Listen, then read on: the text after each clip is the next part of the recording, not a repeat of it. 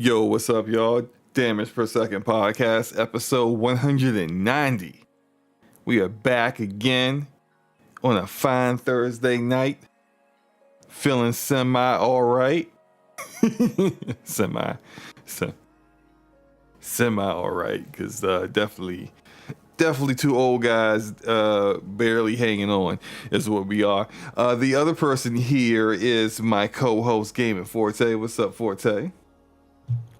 Man, I looked at the Discord and I was like, is there somebody else here? What? I was like, just somebody.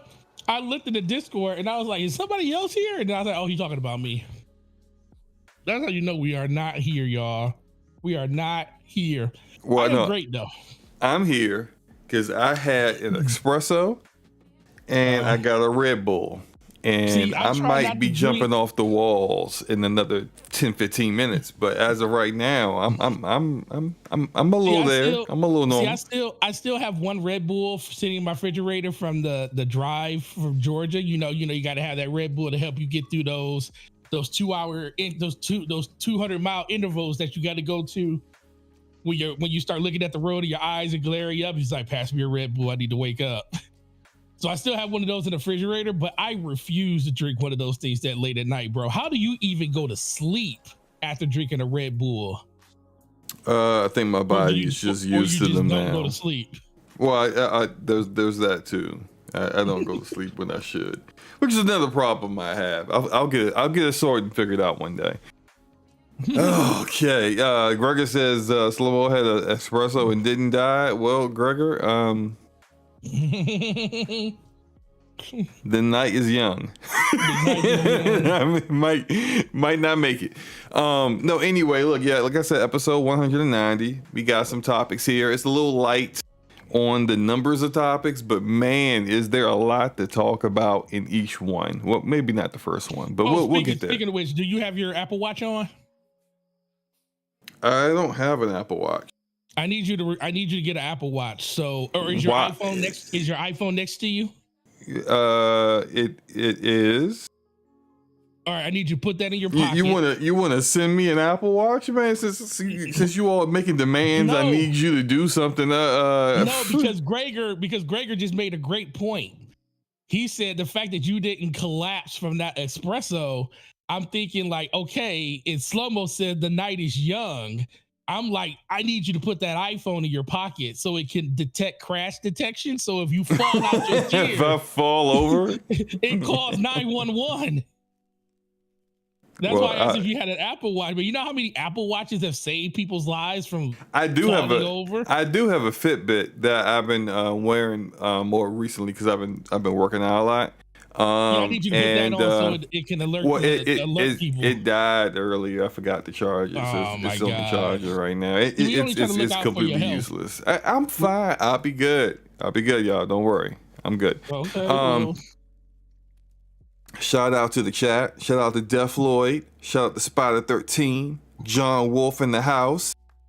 The Ragoon himself. Shout out to Gregor Von Doom. Player. What's up, guys? Hope you guys having a good Thursday night. The game showing on the Jumbotron right now is Nobody Wants to Die, which is a dope little game. I'm telling you, play this game on PC. I think it's only on PC. Yeah, I think it's only on PC. But if you're not on PC, so I don't know what to tell you. Maybe play if you got like one of those PC handhelds.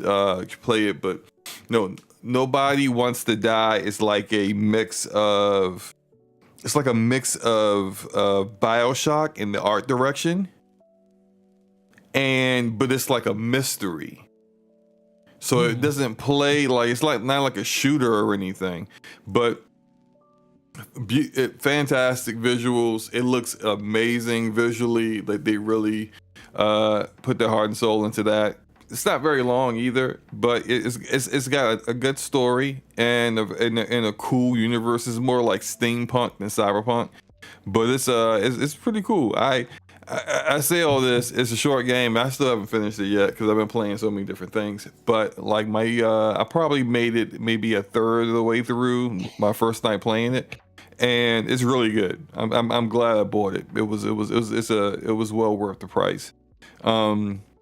Gregor says Slow-Mo's tombstone. He would be here today had he charged his Fitbit. That's too funny. Forte, man, what you been up to? What you been doing, man?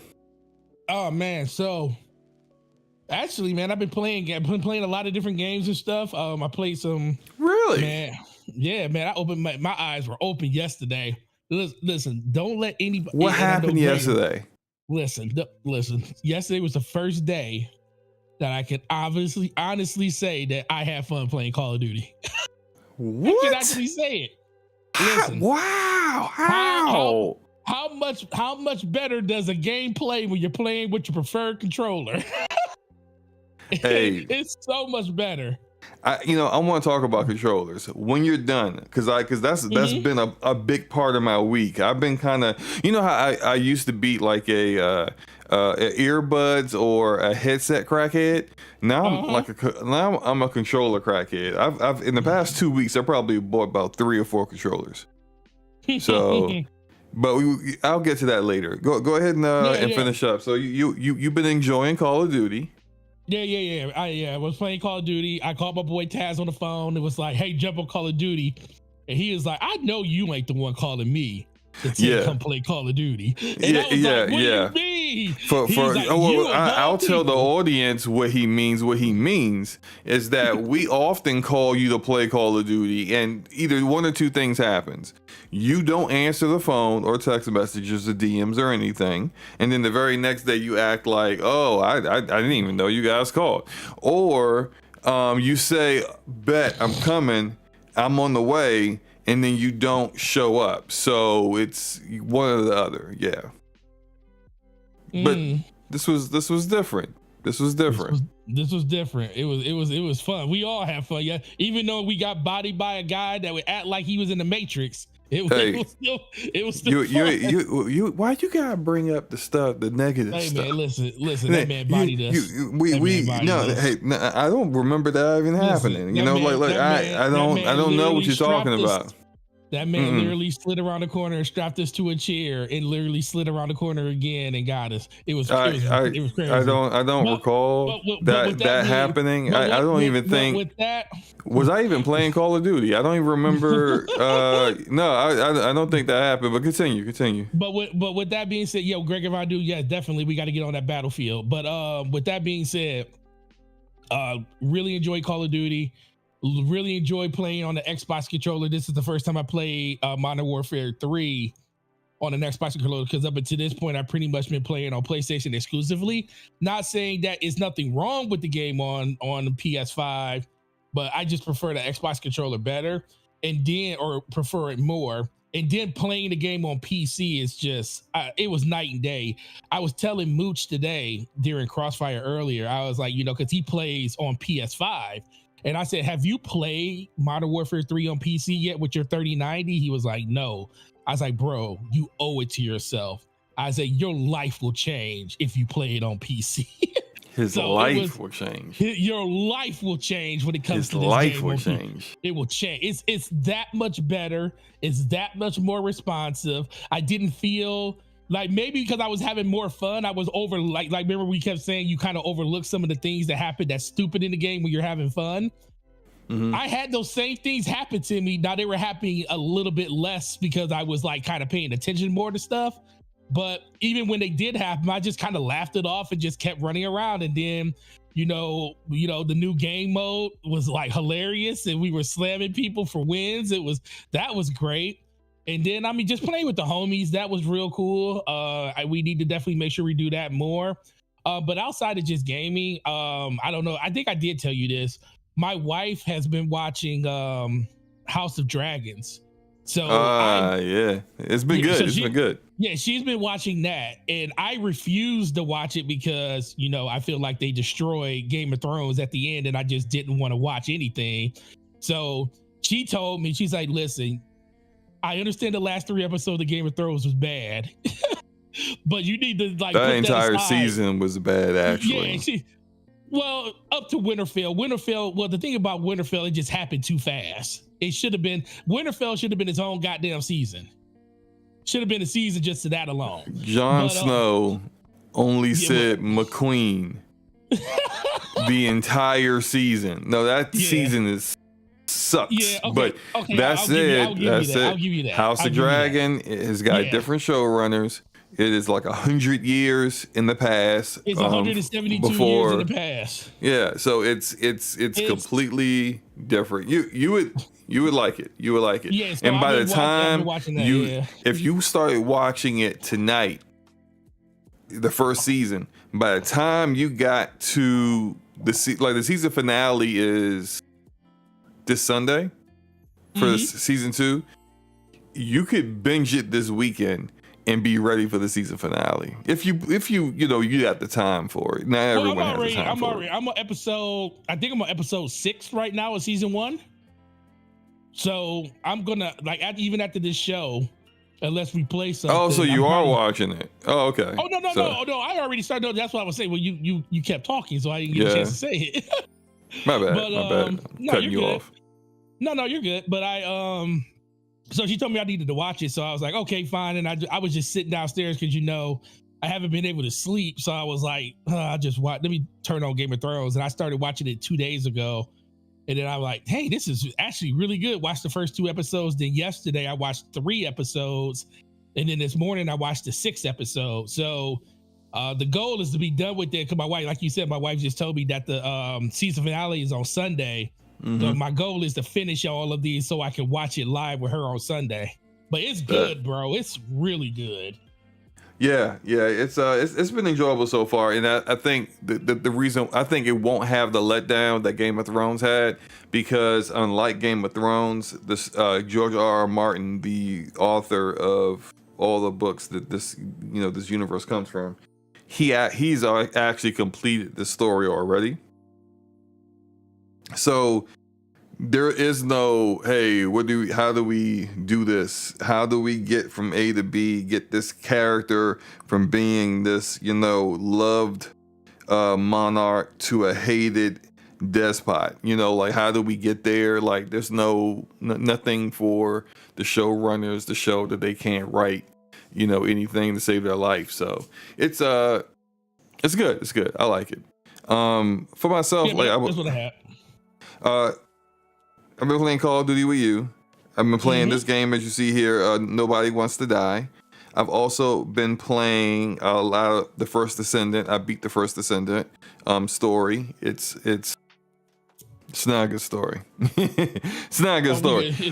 It's definitely people ain't playing it for the story. Yeah, ain't nobody playing it for the story. People are playing it for one or two things: the grind of loot, or skin. Or digital skins. That's about it. So, and they came out with a summer update with some summer skins that I'm seeing a lot of cheekage all over Albion right now. So, that's what's going on with that. It puts those Dead or Alive 5 skins to shame. I don't know. You think? Yeah, you see, there are some really good Dead or Alive 5 skins. It's been a while since I've seen them. It's been a while though, so probably yes, considering the whatever. I don't know. I'm not comparing digital skin. You about to say the texture quality? I'm not doing that. That's what I'm not doing.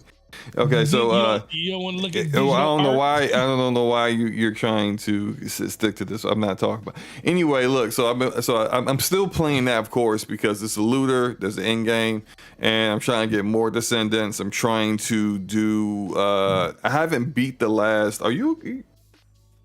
I don't know. Your mic is. What? A lot of stuff is coming through the mic. Is it? Yeah. Like even right now? Well, not right now, but before, yeah. Anyway, okay. So I haven't beat the last intercept boss, the Hanged Man. Oh my gosh, he's got like this move he does where it's just like instant death, and so it's really a DPS check. You really gotta like waste him fast enough before he gets to that point.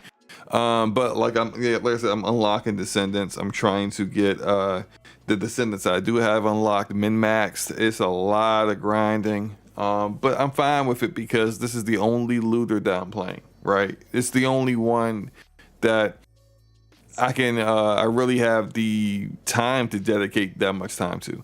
So I have been playing that. And I've been doing, I get obsessive over these things sometimes. So it used to be, and you probably remember years ago where I was buying a headset or getting a headset like every 5 minutes. And then it got to be earbuds, which I'm using right now. And I got a bunch of gaming earbuds. Now it's controllers. And I've probably bought about 4 or 5 controllers in the past 2 weeks because I'm sick of my Elite controller. And I need people to understand what I mean by that. I like my Elite controller. It's the most comfortable controller in my hands that I have. And I'm pretty much like, I guess I am not, what's the word? How do I word this? I am really comfortable with back buttons when I play games now. And so I gotta have a controller with back buttons. The regular Xbox controller, you can keep that. The regular DualSense, I mean, I'll use it when I'm playing my PlayStation, but otherwise I really don't care. I need my back buttons. And so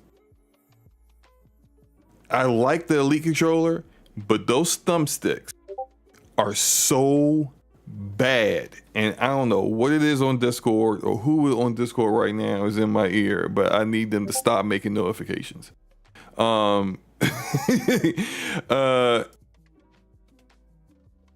Anyway, the thumbsticks on the Elite 2.0 are just they're not terrible, but they just don't last that long. And stick drift, I feel like I said, I got my Elite 2.0. I got it from Best Buy.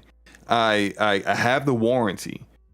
I'm using that warranty. It's a 2-year warranty. I'm turning the controller in a year, and it's always either a stick drift issue or the USB port stopped working because I use all my controllers wired.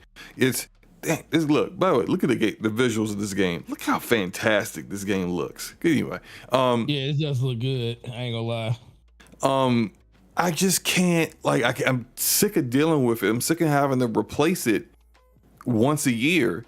And sometimes I could probably go and replace it after like 8 months. And I'm spending $50 for a new warranty every time I do that. I'm just like, you know what? Let me go find something else. So I have my first foray into this. I got the GameSir G7 SE. Now, there are 3 things I need with a controller. I need profiles. I need to be able to just hit a button or a combination of 2 buttons, and I have a profile set for a particular game that I play all the time. I need that. At least 3 profiles. I need locks for the triggers. Like that's not much of a deal breaker, but I would prefer locks for triggers. And then I also, something that is a deal breaker, I need Hall effect thumbsticks. Hall effect thumbsticks are magnetic, and the way the technology works, it has 0 stick drift, and it lasts longer than your more standard thumbsticks, and they're more precise. So that's every controller I get from going forward has to have it. If that Elite 3.0 Xbox controller comes out and it doesn't have Hall effect thumbsticks, go check my Twitter account when they announce it, because I'm going in.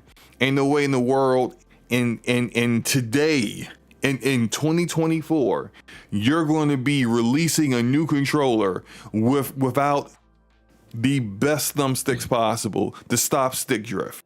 Get out of here. So they better not do it. I'm telling you, they better not do it. Anyway, so I've been using the GameSir. It's a really good controller, but it's got back buttons, not back paddles. I prefer paddles. I know I'm getting really into the weeds with this, but bear with me. Very specific. But go ahead. It has no profiles. But it was a $35 controller. I'm not, look, for a $35 controller, it's a damn good controller for $35. If you on a budget and you need a controller real fast, yeah, that's a really, really good controller. I'll give it that. That said, it don't work for me. So I'm not doing that. Then I got the Gillakit King Kong 3 Pro Max. I love the name of that controller. The King Kong, baby. This controller is actually really, really good. It's a fingerprint magnet, but it's really good. And it's got like removable paddles on the back like the Elite controller. And like you can do a paddle, or you can do like a kind of like a thumb print, like a guitar pick kind of look to it. I got both of those in there. That works great. I can lock the triggers. It's got Hall effect thumbsticks. You would think like, so what's the problem? Ain't got no damn profiles, man. So I only use it for Call of Duty because I'm not going to go into their software and change, the back paddles or any buttons or any configurations for another game I play every single time I play a game. I'm not doing that. So right. It's still part of the rotation, but it's not there. So then I just got this one, right? This is a Fly Diggy, and shout out to John in the chat. John hit me the Fly Diggy. They make a lot of controllers. Now the one that John has, I didn't like that its locking of its triggers was software based and not hardware based. And I think like I saw a review that kind of showed like it could be in a way almost like a Cronus kind of performance with it. Cause if you get used to holding the trigger and just kind of holding it in the middle and not doing a full pull of the trigger, you can have a single fire weapon do rapid fire. And I'm just like, I'm not gonna get banned on any of my multiplayer games for a controller that I didn't know was doing that stuff. So it's not me. Anyway, Fly Diggy has a controller called a Vader 3 Pro. This is an awesome controller. It's got back buttons, 4 back buttons, not paddles. So it's, whatever. It's got the Hall effect thumbsticks, and it's got profiles. And it's got some pretty cool software. That said, the software, buggy as all get out. The software be showing me, I checked the software, I changed the buttons, and then later on I check, and it's got the buttons wrong. And I'm like, did the buttons change? And then I check the profile, and I pull up a game, and no, the buttons are fine. It's just the software is showing it wrong. And I'm like, what the heck? And then today, I decided, because we're going to talk about Bungie, I was like, let me go into Destiny, and let me go get some footage for Destiny. And I go do that, and the left thumbstick not working. But I switch your profile, and now the thumbstick's working. I switch it back, now it's working again. I'm like, I don't know what's going on with the software. It's a bit buggy, but it's a decent controller. I like it. Long story short, or long story even longer, however you want to say it. Xbox, please put Hall effect thumbsticks in your Elite 3.0. Because if you do that, I'm not going to be doing this whole, investigation for the perfect controller. I'm not going to be doing any of that, because then you would have the perfect controller. So just give me what I need. You got everything else. You just got trash thumbsticks on this Elite 2.0. I need you to do Hall effect thumbsticks. Thank you kindly. Okay. I want to know, how did we get to this point? How did we get to me talking about controllers obsessively? No, I don't know. How did you get to the incessable urge to purchase a bunch of different controllers? I just wanted to test them out, and it's weird because a lot of people and why no videos get this is the thing I'll be talking about, Slow Mo. You should have made a video about every last one of these trash controllers that you picked up. Why they gotta be trash? Well, they're not you trash. said, okay, well, not trash, but you should be making. They're just videos not perfect. I need the perfect controller for me. You should make it. It should have been called the series. It could have been like a playlist called "The Search for the Perfect Controller," and all of these controllers could have been in there. And then your final analysis could have been: these controllers are all fine. They're all missing one thing. What I really need is Microsoft just to give me this one thing in their Elite version 3. It will be perfect. And I need. This is what I need you to do. You still have all of these controllers, Slomo? Or did you like return? I'm looking at them right now. I'm gonna keep all of them. And how many controllers is it? I mean, I talked about 3. There's another one. There's a 8-bit Duo Ultimate 3 that's Jesus on the way. it's on the way. On the way. All right, Slow-mo. Listen, from my heart to yours, from the chat's heart to yours. And you know me, I love controllers, and I'm more of a headset snob. I have a bunch of headsets. But I need you to make a video about what those controllers are. Like, I know you can't be on camera and stuff, but you can like show something of the controller to like talk about this, because I'm interested. I'm not about to go do no research unless it's from my best friend Slow-mo Backslap. So I need you to do something to help me know what the heck you're talking about when it comes to these controllers. Because you own them all.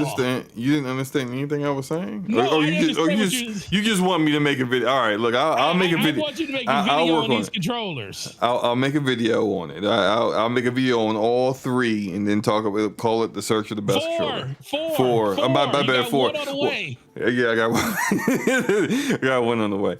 So now, Gregor said Slow-mo was an octopus in his past life. He be thinking he still has 8 R's in all those controllers. Big facts. And shout out to Floodzilla, our favorite AMD apologist, who said maybe AMD should venture into controllers.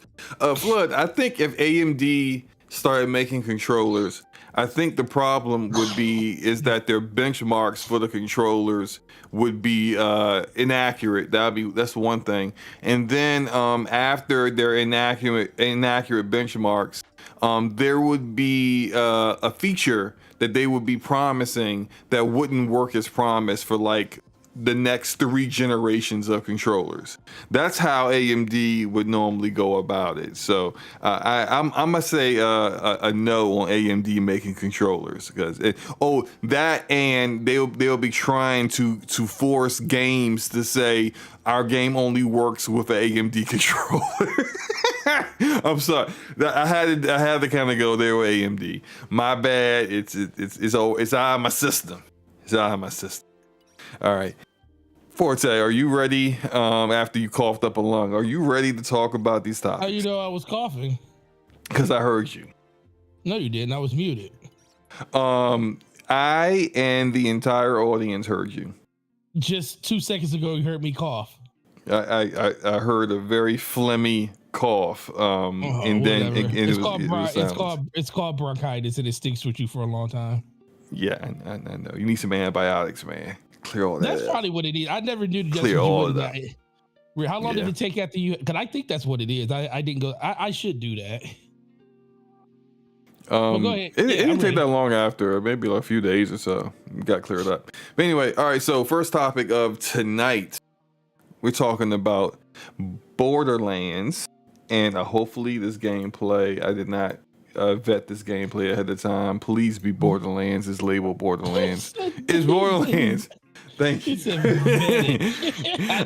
vet this gameplay. Yeah, it could have been something different. Who knows? It could have been Barbie's Playhouse. It could have been, who knows, man. So, but it's not me. Yeah, never me. People thought look at this is messed up gameplay. All right, I'll fix this. This is when I was testing things. That beautiful siren. Where do I go?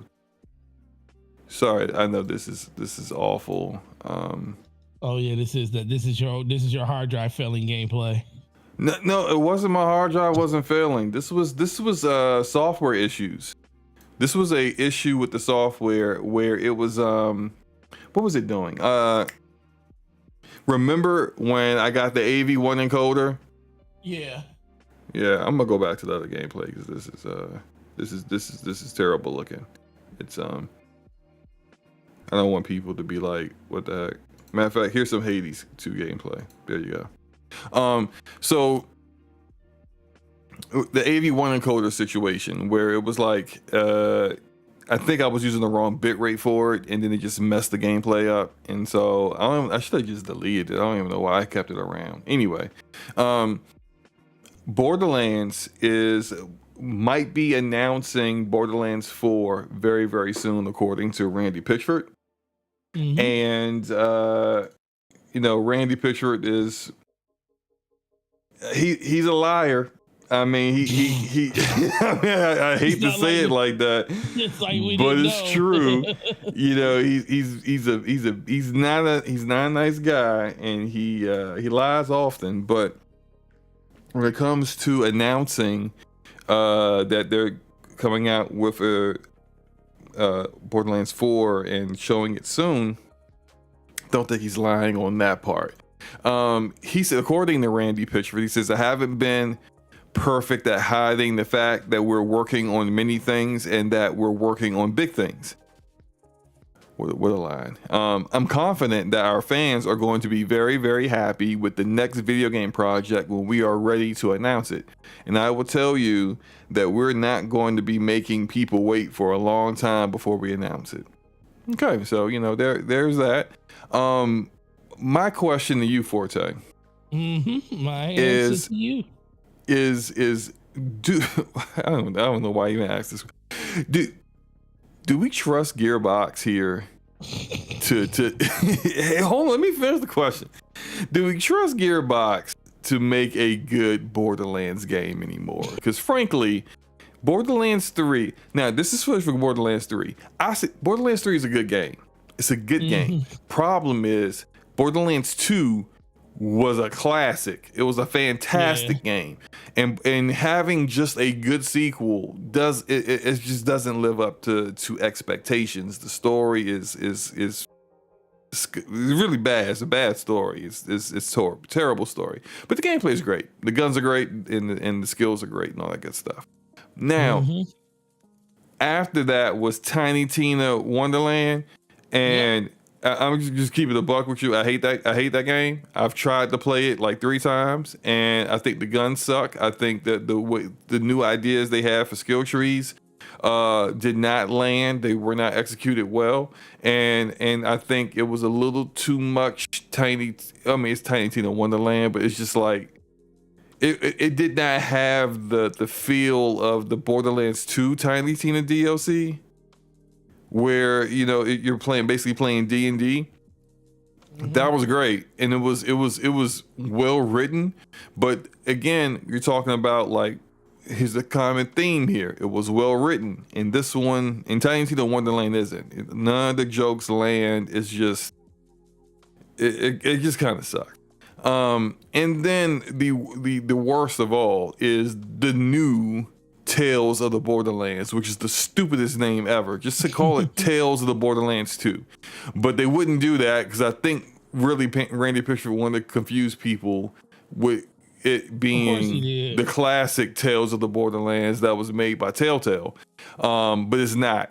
In no way, shape, or form. It's got dumb characters. It's got boring characters. The story doesn't make any sense. It is hated. It's probably the worst Borderlands game ever created. And that's their last one. So, considering that's the history of the last 3 games from Gearbox in this IP, Forte, what are your thoughts about Borderlands 4? Okay, I think they should just let that be at this point. I mean, I think it's the only. There's the thing. Borderlands is kind of so no more Borderlands games. No, when was Borderlands? When was Tiny Tina? Tiny Tina was about 2 years ago.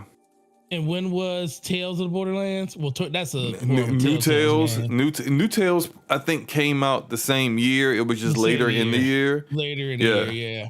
So it's the last one they made, but it's just not. It's not about like a long period of time. It just seems like Borderlands is the game that pays the bills, that helps them get through development cycles of all their other little games that they kind of make over a year.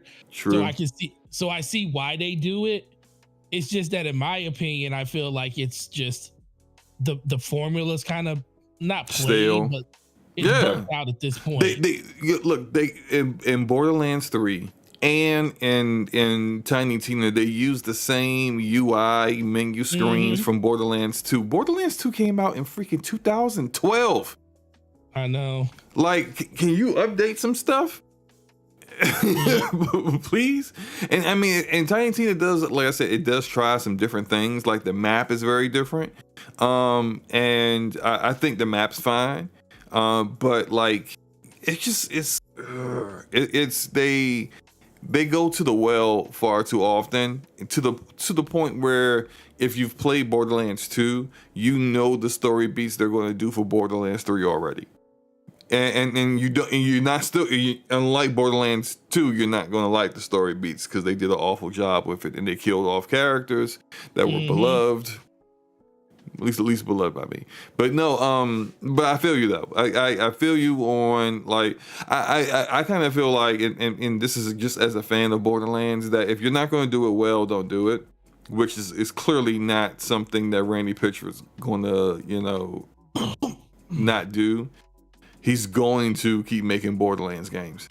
But the problem is that I think sales-wise, even though like Tiny Tina actually hit sales expectations, surprisingly, I think there's going to be a bit of diminishing returns when it comes to when you're consistently disappointing your fan base. You're going to get to the point where people aren't going to care about your next release because in their mind they've already prejudged your game is not going to be good enough. And so I think they really need to land a Borderlands 4. And if this isn't going to really nail it with like a villain that actually matters, and stop, for the love of God, stop bringing back Handsome Jack. He's one of the best villains ever. He's dead.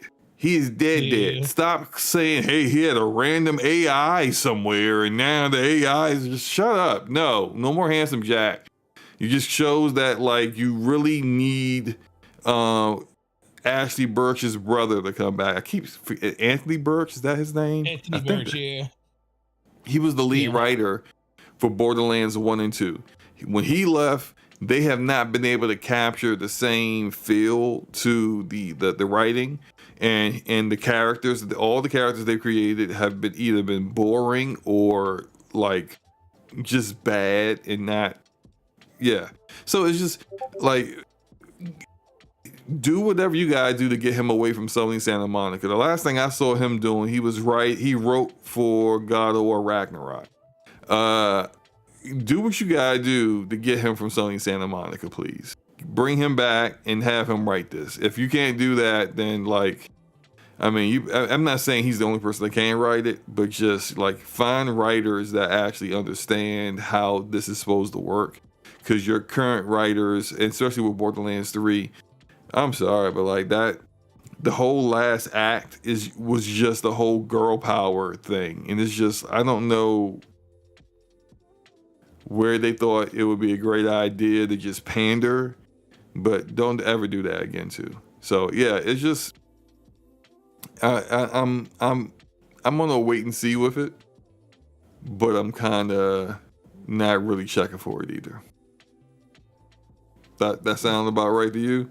No, so it's been sound about right to me. I just, like you said, at a certain point, it's like people are just a little just burnt out.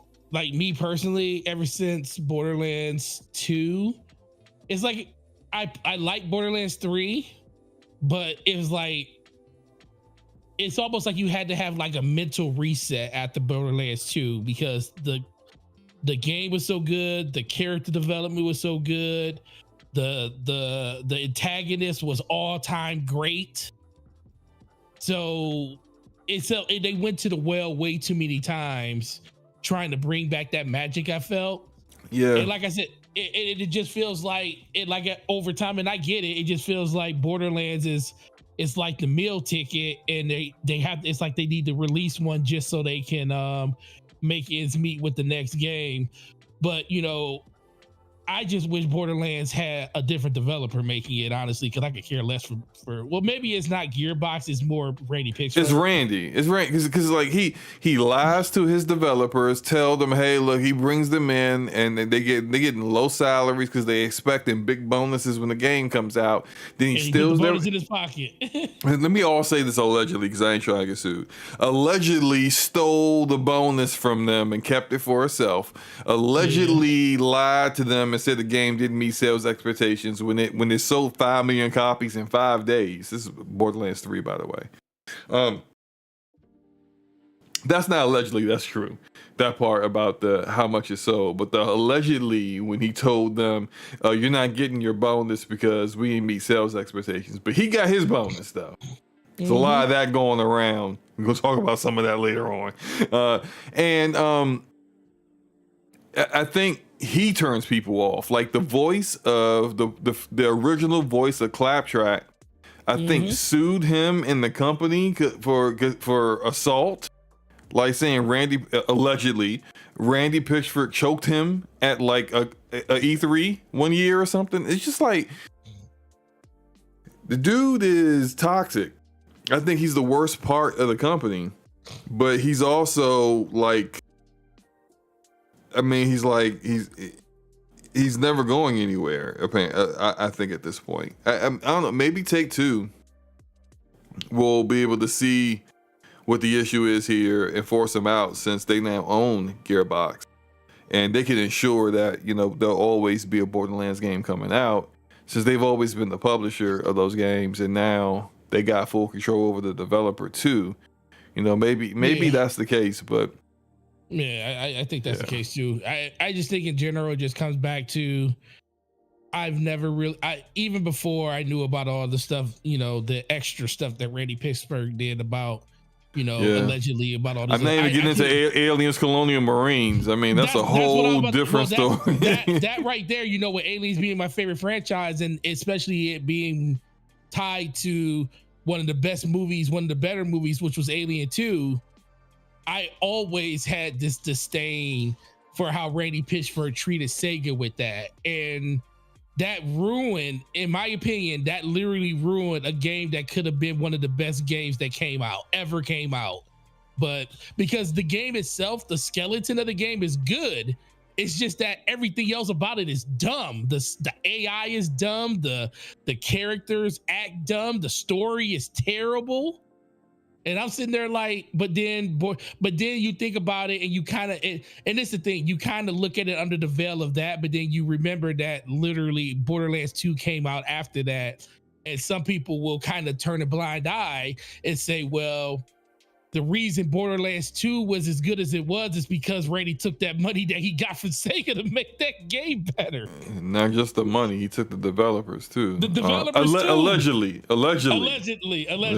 Keep saying allegedly. He transitioned the if you ever had to developers to Borderlands. If you ever felt like you had to, if you were like, let's say if you were, what's the CEO of Take-Two? I forget his name. Zal's. Wait, sorry. Zal's. What? I don't want. Zelnick. Zelnick. Yeah. Zelnick. Strauss Zelnick. There we go. Yeah. I don't know where I got Zal's from. Yeah, but if you were him and you had a CEO of a company or a developer, head of the department of a developer like that, and everything that came out of your mouth from most people is allegedly he did this, would you still want him there? No. Like, it's like everything is like in the windows and stuff at this point. If I was Strauss, I would have agreed to acquire Gearbox and get them out of the sinking ship of Embracer with caveats. And those caveats would basically be like, you mess up one time, Randy, just one time, and you're out. And knowing Randy, who can't help himself. He would mess up. Yeah, that one time would have already hit. Happened. Yeah, so I just would have kind of put that in there, kind of force him into a corner and wait for him to screw himself. But I think it's probably a long shot that he ever leaves. But I'm not saying the Borderlands games will never be good again. Yeah, you're right. But just unlikely to me that's the case. But speaking for CEOs who nobody can stand,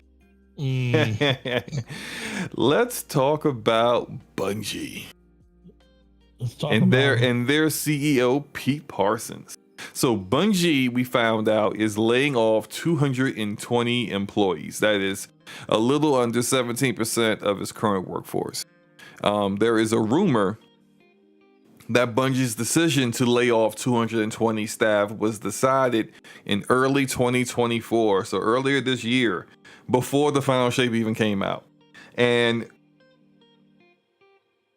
it had zero bearing on whether the final shape would be a success or not. There is also talk coming out from people with games media that the final shape apparently sold less than Lightfall. So Lightfall stinks. And everyone loves the final shape.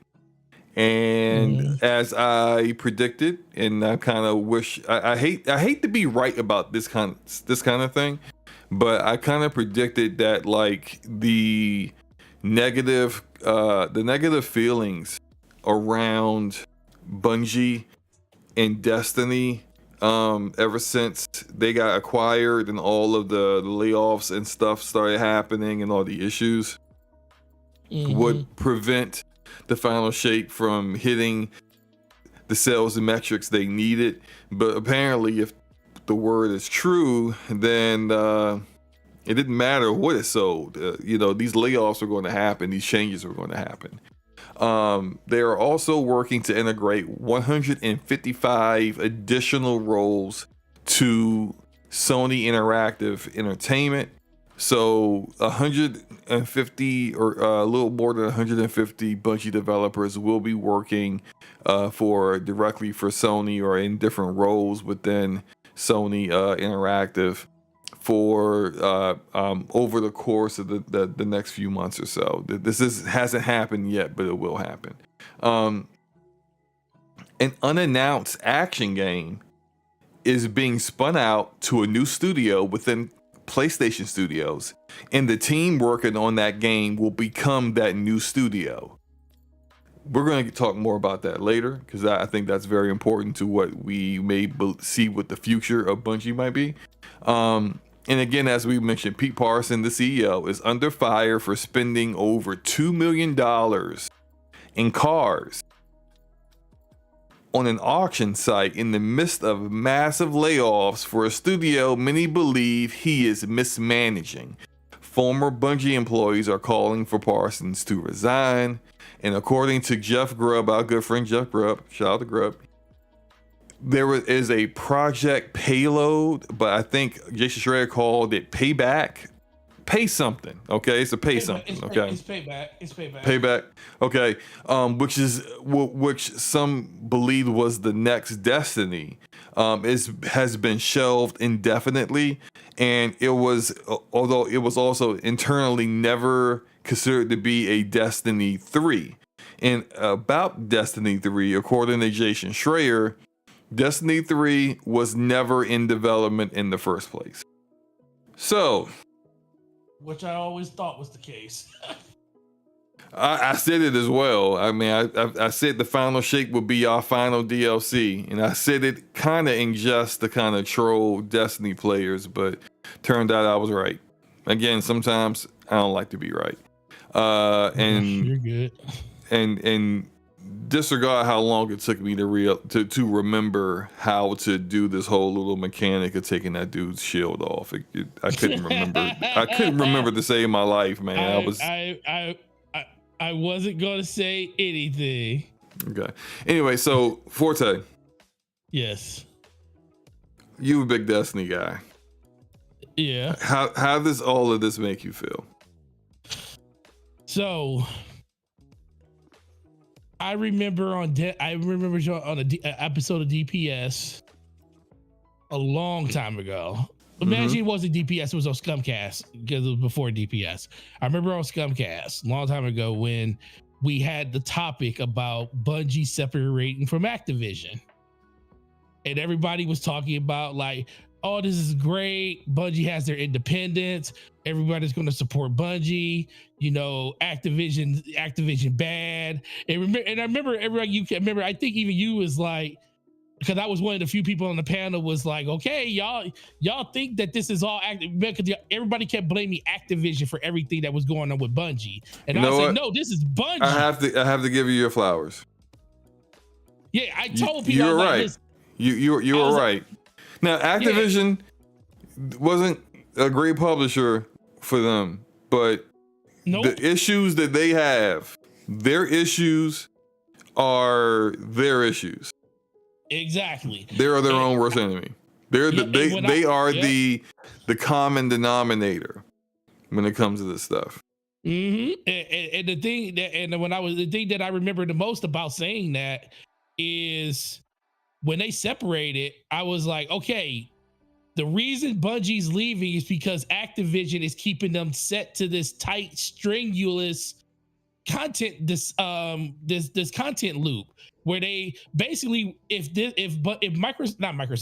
Activision was still but partnering with Bungie for the money that they were giving them, we would already be halfway through Destiny 3 already, because that's kind of the cycle they was going under. Yeah, the cadence, the cadence they were going under, but Bungie felt like that cadence was way too fast due to what they wanted to do as a company, and they felt like they needed to find a way to sever their ties, which they found a way to do, and they were able to do that. But I told people, I say, listen, people don't understand how much they're going to miss all of those ancillary studios that helped them, like High Moons and Raven Studios and stuff, making their content, because it's hard being a live service game.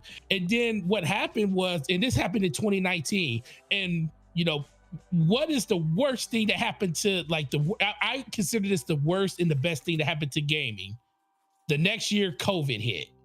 And gaming was one of the few sectors in the world in entertainment that was not hit heavily by everything that was affected by the pandemic, because people was at home playing games. People had more time on their hands to due to like lockouts and everything. So Bungie expanded their studio growth from 920 people to over 1,300 over the course of 3 years. And he even says it in his statement where he's talking about they expanded their development studio house faster than they should have. They grew their overall space faster than they should have. You know what? Not to interrupt, because look, I know you got a lot to get off your chest. Yeah. We all said that. We all said that about them all these years. We were saying the same thing. It's just like you're a studio. This is my whole thing. You're a studio without a house. You don't have anybody helping you make this stuff. So why are we trying to do 10 different things? Why are we trying? Okay, I understand spinning off and trying to make Marathon because you want to have something to kind of answer, you want to have Destiny be the baseline to help you fund the next thing, which is what was going on with Marathon. But then you have Gummy Bears, and then you have this Project Payback, and then you have all these other studios, these other games and other seeding games that you have in development that you're trying to fund yourself on top of a game that's dying right in front of you, because you already took some of the best people that were working on it, you moved them to other projects. Like they said, they moved their heads of leadership, 4 of them moved to other projects outside of Destiny. Why do you think Destiny was as good as it was, or why people enjoyed it as much as it was? Because guess what? Every part of the game was spoken for. You had people like Luke Smith still anchoring Destiny 2. You had Noseworthy, part of the PvP team, Christopher Barrett, part of the PvP team, all of those people helping making Destiny the experience online that it could be. And then you move them to something else, and guess what happens? People fall off the game because I fell off because PvP became a shell of itself. Usually I would stick on the game and keep playing it until I didn't want to play no more. But it never got to that point because there was always something called PvP. I love PvP in Destiny, but when you stop making content for PvP, it gives people a reason to be like, well, shoot, I need to go do something else. This is really boring at this point. And then you got that's why their numbers are down and all this other crazy stuff. And then they want to sit here and say, they want to say all these different things about, we're sorry, it's a hard time, the downward trajectory of the pandemic. I was like, this is all stuff that everybody knew for like years now, and you just decide this now. And the funny thing is, they sold Sony a bill of goods, bro. Yeah. They straight lied to them about what their forecasts and their projections were. Because guess what? How were they able to make the money that they were supposed to make if you have nothing coming in but all the money going out? You're funding 3 games when one game is on life support because you're not bringing enough money to fund that one game. So where's all the money going? Sounds like mismanagement from Mr. Antique Car. I mean, I'm just saying. Well, this is the thing. I am not gonna knock. This is the thing, and I said this on Crossfire. I'm not gonna knock a person for spending their money that they earned. I'm not gonna knock that. We have Gaming Addict that wants to join. Addict can join. But I'm not gonna knock a person for spending the money that they earned. But what I will do is knock a person for going out and being so clueless to the point where you're about to lay people off. And you're bragging about what you have. Like, I don't care who the person. What in the world, man? I'm not 2 days. But listen. I'm not 2 days before I'm about to let go like 200 people. I'm not going to be going around the studio telling employees to come look over and look at my cars. Come and look at the new cars I bought. Because you don't know who these people are that you're about to let go. It's like, it's so tone deaf, bro. It's the dumbest thing I've ever seen. It's either one of 2 things, right? Either he doesn't care and he's an a-hole. And he did it knowing he was going to let her go 2 days later, and he just didn't care. Or he's an imbecile and incompetent, and he thought she would be retained and didn't realize that she was one of the people they were letting go when he did it. There's no way he didn't know. Like, you losing 200 people, you might not know, certain departments and like certain people. But if he's inviting someone over to his house and he feels comfortable with them to his house, there's no way he didn't know that she, like, you feel that comfortable with them to like let them come over your house, but you don't know they're getting fired? Man, listen, like, and I don't know if you, and Attic, I don't know, you might agree with this. And I said this on Crossfire. Did you guys see that it's highly rumored that they laid off Luke Smith?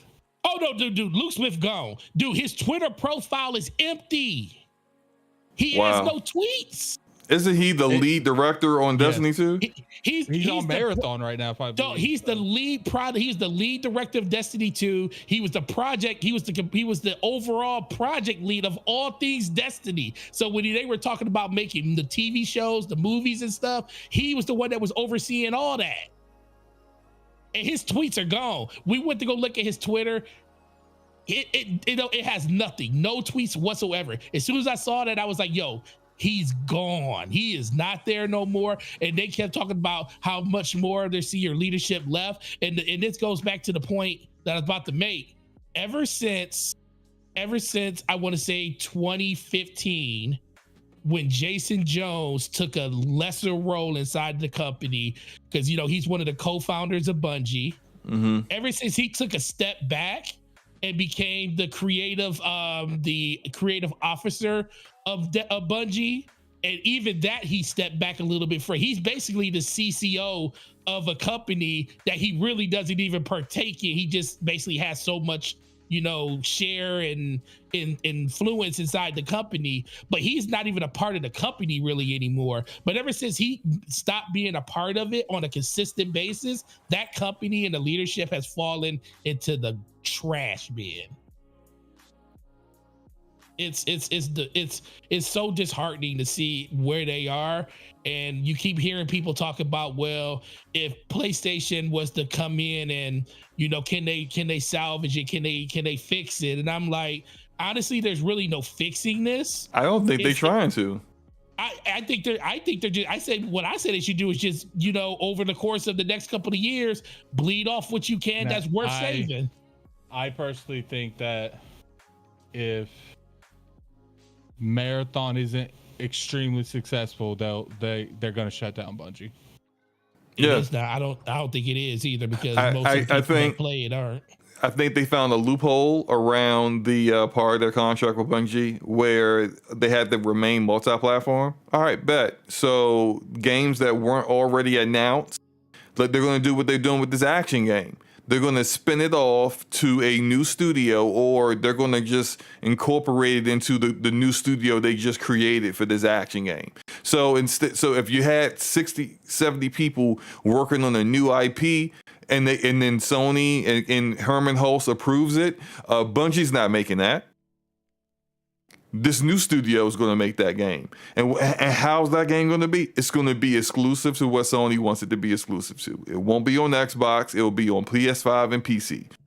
This is how you get around that. And frankly, that's going to be the way things are. There are not going to be any Bungie, hey, Bungie's making this new game. You're not going to hear those words ever again. They're not making no new games.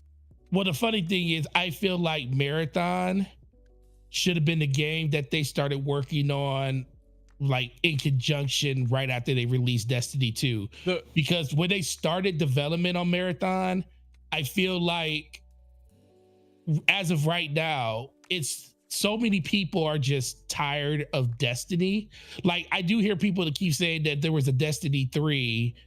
Would you be interested in it? I say, hey, I'll be interested in it, but what's different? To me, being a person that's played 10 years of Destiny, just calling something Destiny 3 isn't going to make me just say, oh, I have to play this. It might get me to try it out, but is it going to be a substantial difference in the game that's going to be like, the way that it's looking like they're done with Destiny. Well, that's what I'm saying. So when people ask me that, I'm like, I think Marathon is their last shot at it, and I don't think that's doing anything. Yeah, who knows what? And I don't want to cast a spur, because, like I said, there's really good developers there. It's never been against the developers. About casting like shade or anything on an IP. But the problem is I felt like that game never stood a chance. Like, you were literally like, they should have. I think what they should have done, because I know that this was in the works, is there was one point in time where they were considering doing a like a hero shooter for Destiny, like Overwatch. That was the Project Gummy Boss that they were. I think that would have been successful, because imagine you play Shax or stuff like that. Like, they could have like retold famous battles that's done in the Destiny lore. But I don't think, here's the thing, like, I don't see them grabbing an audience like that. I just don't. Like, is this Destiny 2 gameplay? Yeah, it's been up for like 15 minutes. I'm just looking at this watered down warlock on the screen with no abilities, pretty much. You know what? I don't play Destiny no more. If you want some real Destiny gameplay where we can like make fireworks come out of the sky, let me know. I know I don't want any real Destiny gameplay, because I don't want to put up gameplay any more further gameplay of a dead game. It's definitely dead now. I didn't say gummy balls. I said gummy. Well, it could be gummy balls at this point. It's gummy bears. Yeah, and I think that kind of game would have did well, but because it still went off the Destiny IP. But I'm very curious, like, especially, you know, the way that the actual community in that area like told them that game wasn't necessarily it. I'm wondering if maybe that was just a select few, but everyone else is gonna like it. But generally, when you bring a bunch of the audience in there and you ask them a question, because I don't know if you know for Slow-Mo, but when they had people come look at that game, they asked them specifically would they play something like that. Yeah, I remember that. Their hand. Yeah, they asked the biggest. They got the biggest content creators and streamers for Escape from Tarkov, which is the most popular extraction shooter that's out in the gaming market. And so they brought them in because they was like, we're making an extraction shooter. We want to see with these people who have a huge audience and know what the community is looking for in this kind of game think. And yeah, they asked them, would you play this game when it comes out? And no one raised their hand. And so like that's really telling on I think nailing an extraction shooter isn't easy. I think that genre of like that, it's not easy to make those kind of games. A lot of extraction shooters have come out and the vast majority of them have failed. I remember playing a game called Scavengers on PC that was pretty decent, but could not maintain a player base and it didn't last a year. There was Ubisoft made one for Rainbow Six. It was Rainbow Six Extraction, I think it was called. You know, kind of on the nose there, but that one bombed. Destiny. Yeah, that was it. Sir Taz says this gameplay will kill Destiny faster than Pete Parson will. I will take all the slander. I will take all this. It's fine. Hey, It is fine. All these Destiny. Trying to take out this, all this stuff. This man keeps shooting at this witch. Is like, watch, he ain't dying. You should have just. You next time, Slow-Mo, either go to Forte or just put it in YouTube search. Hey, Destiny trailers. Right. I was gonna say, I was gonna ask him because he didn't ask me. I was gonna say, do you want some Destiny gameplay? I was like, can we get back to the topic? One moment he was gonna do that, did you? No, I didn't, because he's very proud of himself. Can we get back to the topic instead of my mid gameplay? Okay, I mean, it's a little bit below mid. Oh, you know what? A little bit below mid. I will take that. That's fine. Ain't nobody gonna think this is exceptional. If we have to take this gameplay, you have to take that comment. So, what was I about the? Okay, so I said that I don't think Bungie is going to make like any more games. Like after Marathon, I do think the studio will get shut down. But if it's not shut down, I think we can see kind of like it dwindling further and further away from like, you know, because like they're already down to like 800 developers. I think it would get even lower than that at this point where if they start to like say the action game that we don't know anything about, right? We don't know how many developers are going to leave to start that new studio. But when that happens, like we can see them like, okay, so this game is starting to ramp up. It's going to be a AAA game. We need like 100 more people. They're just going to take them from Bungie because Bungie is at that point. I don't think by the end of this year, they're not going to really have anyone there for like Destiny 2. It will just be the people they need to make Marathon. True. And at that point, you're going to start seeing it just getting smaller and smaller to like people not even thinking about Bungie. It's real quick. It's confirmed. Apparently the lead runner team just pretty much confirmed that Luke and Mark Noseworthy. Yep. It's a wrap, bro. And they planned that to go back to what we were talking about. They planned that before the final shape even came out. Yeah, they said this was already. Yeah, I did see that article where they said it was already in the works before final shape. So they had already planned on like Destiny. This is like literally the final shape is the final DLC. Like they weren't trying to, and all this talk about saving the developers. The plan from the start. Oh yeah, it absolutely. So think about when they did the first round of layoffs and what Pete Parsons and all of them were saying to the devs. They're trying to motivate them for the final shape. It was all BS.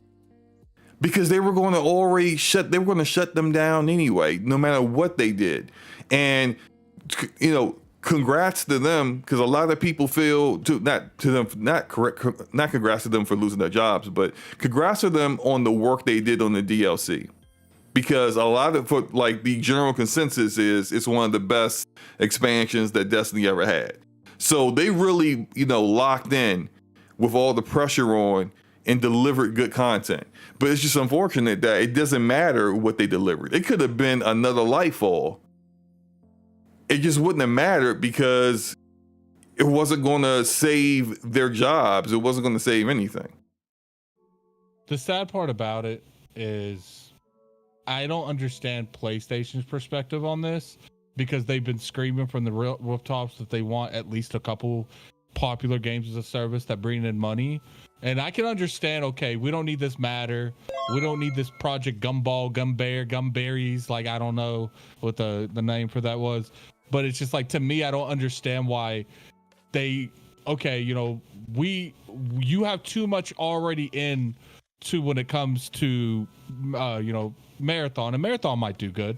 But it's just like, but we're going to also fund Destiny 3. We're split your team. We'll let you hire people because we know that a Destiny 3 well done still going to bring in a lot of money. So it is interesting that that's not the case.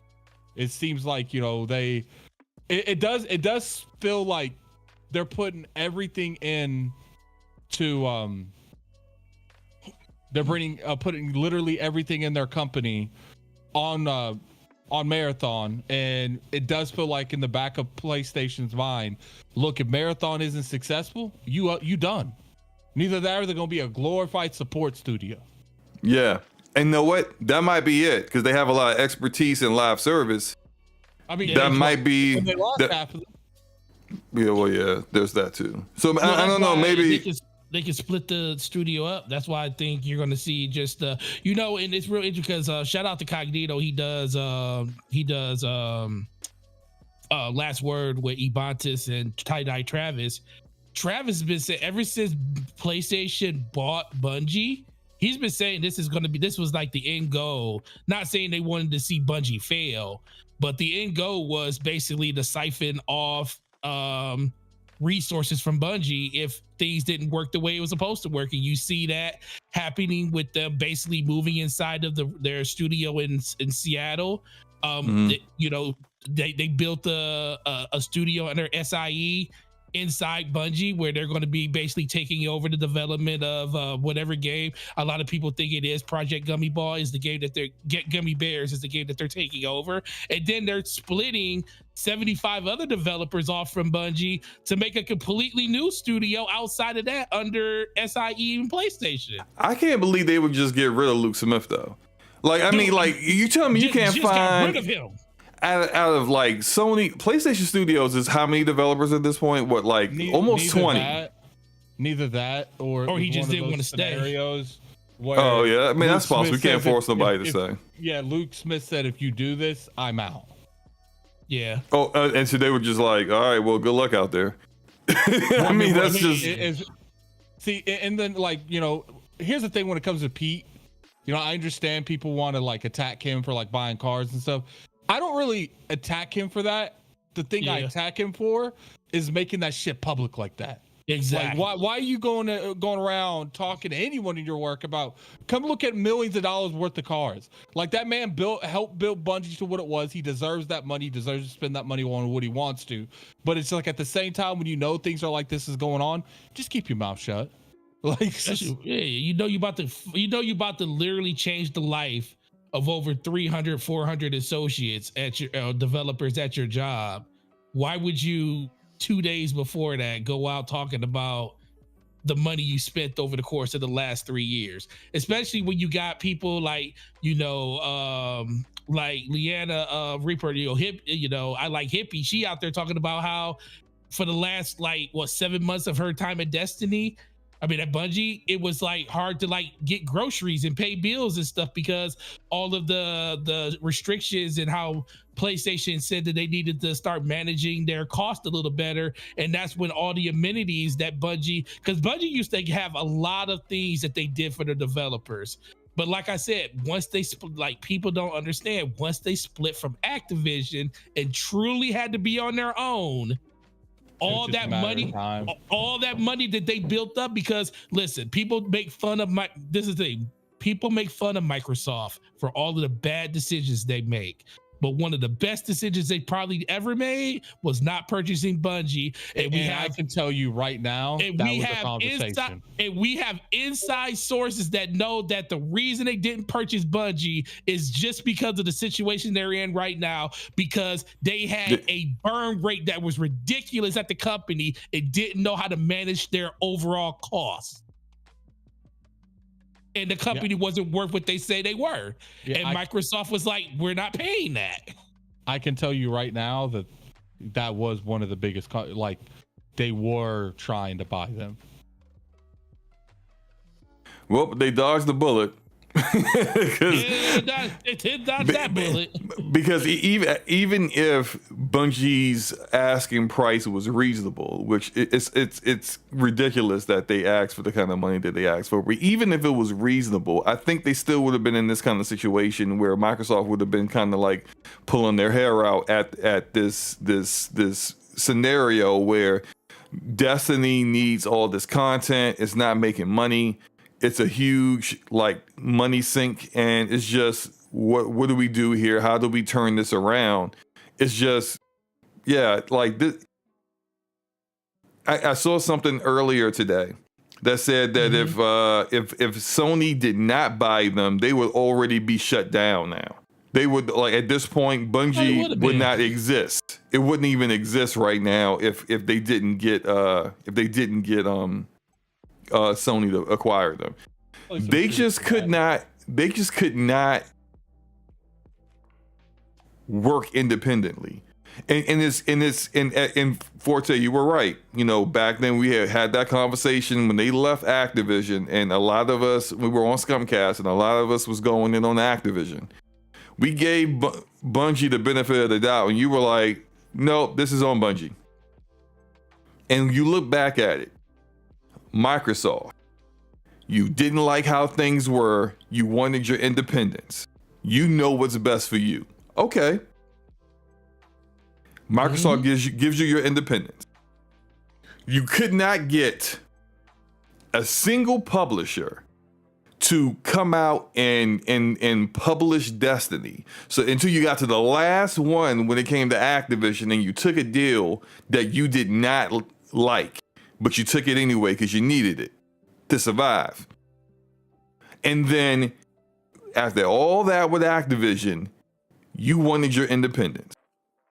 And so Activision gave you your independence, and everyone still was on your side. And now here you are. You couldn't be independent because you don't know how to manage your money. You don't know how to manage resources and people. And then you go to Sony and it's the same thing. What's the common denominator here? The common denominator is you, Bungie. Mm-hmm. You're your own worst enemy. And all the talent that you have at the studio, you don't know how to manage it correctly. You don't treat them well, clearly, after all the exposés that came out from games media over the years about how internally there is the sexism, the racism, and all the other isms that you could think of. You don't know how to treat your own talented people. And I'm going to say, you don't know how to treat your fan base either. Yeah, that's my biggest thing with them. And I would actually go, and I don't know if Forte will agree with this, but the biggest thing I blame, and obviously it's the management, but I would say their ambitions towards trying to make Marathon is what killed Bungie. because they stretched themselves way too thin, and now there's nothing left to stretch. I agree. How many years did they go without releasing a single new map in PvP? Like it was like up to 700 and something days. That's ridiculous. It's over 2 years. How long do you think people are going to go with you just fudging the numbers here and there and changing the meta on what's the most popular weapon class of weapon to use? I mean, come on, like, and then every time you introduce something new for PV, look, I saw this with the Division, and I don't know why when it comes to looters that these developers keep doing this. If you are going to have PvE and PvP, you should be separating any changes on PvE so that they don't upset the balance in PvP. And PvE is supposed to be a power fantasy, so you're supposed to have overpowered stuff, but you can't let that overpowered stuff destroy the PvP. Every single developer that makes a looter makes this mistake, and it's funny. It's funny because it's like you see the other guys make this mistake. How are you still making it? But almost every time they introduce a new expansion, they have something in PvE that destroyed the balance of PvP. And I'm just, what are we doing here? Like you keep making these mistakes, and I've said it for years. I kind of felt like they disrespected the fan base, and knowing what the fan base wanted, and then just doing their own thing anyway, sunsetting weapons and vaulting content that people paid for. Just, I'm not saying that I'm saying the fans don't deserve this. Well, I would say the fans, but the fans are part of. And it doesn't. I don't want to go ahead and say it because you know I've said it for too many years. Yeah, I won't. I need you to say it this time so that people don't just say it's slow mo hating on Destiny again. Go ahead, go ahead and say what you're about to say because I know. Yeah. Because the thing is, I don't want to put this on nobody but Bungie right now because this is all about what Bungie has done. But they have been enabled by the fan base to do things like this for so long. I've been saying this for years. You know, I've been saying it for years. Me and Forte, you know, we were talking earlier, and I was just like, look, like, you know, final shape, I don't care what they do. But then you got a bunch of Destiny people that's like, oh no, it's still gonna be good. And it's like, dude, like it's over. Like it's over. Yeah, it's done. It's like I'm watching because this is the thing. This is what kind of irritates me about this whole situation now. I was watching like videos of content creators talk about all this stuff. And a lot of them, all of them are upset about it, but they're all talking about the people at Bungie and everything. And I get it. They talk about how leadership needs to go, and I get that too. And then I'm just sitting there like, but where was this? Like the only way you're going to change this is if you make a change by not supporting and saying like, we got Bungie's back. Because that's what always happened during this. And guess what? I was one of those people, you know, even though I wasn't the person that's going to come voice and say that, I would never be like, oh, Bungie is completely not at fault for any of this. I would tell them if they're at fault for some stuff. But me still supporting them by buying their game, buying their DLC, buying their silver to buy stuff in the game. That was still me basically saying I'm okay with what Bungie was doing. And there was way too many people still doing that. And guess what? Bungie felt like, and then when they would give us those stats, remember those stats addict where they was like, all the people that bought the Whisper, of the Worm, the skin for the gun that funded 2 entire expansions. People's like, yeah, we made a difference in the game. Go ahead. I will agree with you that like the fan base has allowed them to act this way for a long time, but at the same time, I will never blame a fan base for being passionate about something. Well, I'm not saying you are. I'm just saying when it comes down to it, these companies will do whatever they can to justify the bullshit logic that they be doing. And that's why I always feel like, regardless how we feel about this thing, at the end of the day, it's not the fan base's fault. Like, sure, should they have called them out on more opportunities? Yeah, but these companies, they shouldn't be taking advantage of their user base at all like that. And I do feel like I'll say it like this. You're right. It's not the fan base's fault. It wouldn't have changed anything. Because greed at the end of it all. I've had this conversation with with Cog all the time, because I would talk about how like with the Division 2 lost its fan base when they weren't listening to the community, and people was like, you ain't listening to us, then all right, we out. And Cog will always be like, well, yeah, like that's why you barely got anybody playing the Division now. I'm like, yeah, but these people will rather leave and go play something else than to stay in the gaming community where the developer is just doing their own thing, not listening to what the actual community wants. Like, they were begging for a survival mode, like in the first game, all the unique content that Division 1 had. They stripped all that out and didn't put any of that in Division 2. People was begging for that stuff back, and Massive Entertainment was like, yeah, we hear you, but nah, that's not happening. So people said, all right, we're out, peace. And that happens to 90% of the games when the developer is not listening to the community, and the community keeps saying this is what we want, and the developer keeps doing something else, they leave. And that didn't happen with Destiny, but at the end result, we're still here at the same point where the game's dead. And it just happened much later than it could have happened. But like, I don't know, like I guess it's up to whether people felt like them staying was justified or not. But I just think that at the end result is you still end up with a dead game, whether it happened 4 years ago or not. Yeah, I think that is definitely you hating your Destiny. I think the biggest issue is the higher ups, because we have so many incidences that, because Forte keeps up with the Destiny stuff, where these people did like that. I know for a fact that there was a lot of incidences where PlayStation they were calling them out on their stuff, but the problem not PlayStation but Bungie, remember, like where the developers were calling them out on it. But the problem is when the developers are like, look, because I remember how many conversations were had because the Eververse Forte, like a bunch. Like there was a lot of conversations about whether or not the Eververse was too wild or not. And because I always said pricing no, of it's just it. everything that's decent looking in Destiny is behind a paywall. And it's like, look, I understand the concept that they're like, look, that's what's going to keep our game going, and I get that. But at the same time, this is going to keep your game going, being fair to the actual people that pay you, that play your game.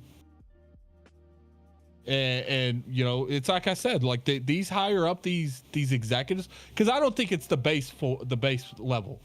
It is not the base level. The biggest issue that Bungie had, I truly believe that when PlayStation gave them these expectations, they thought every being in their body, man, these Destiny people got no backbone. They're gonna still pay us. They're gonna still do everything they doing. We're gonna make those quotas. They ain't got to go change. They went to GDC and Forte, you remember this? They did a presentation at GDC and basically told other developers, this is how you do a community and live service.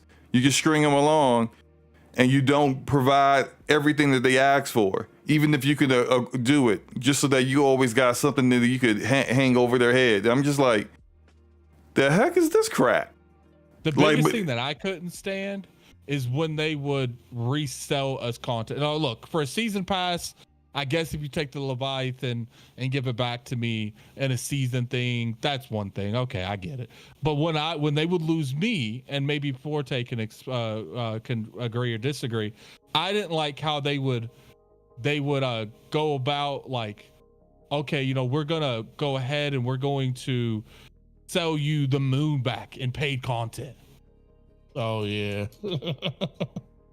And they would do this a lot. They would literally sell you stuff like that back to you.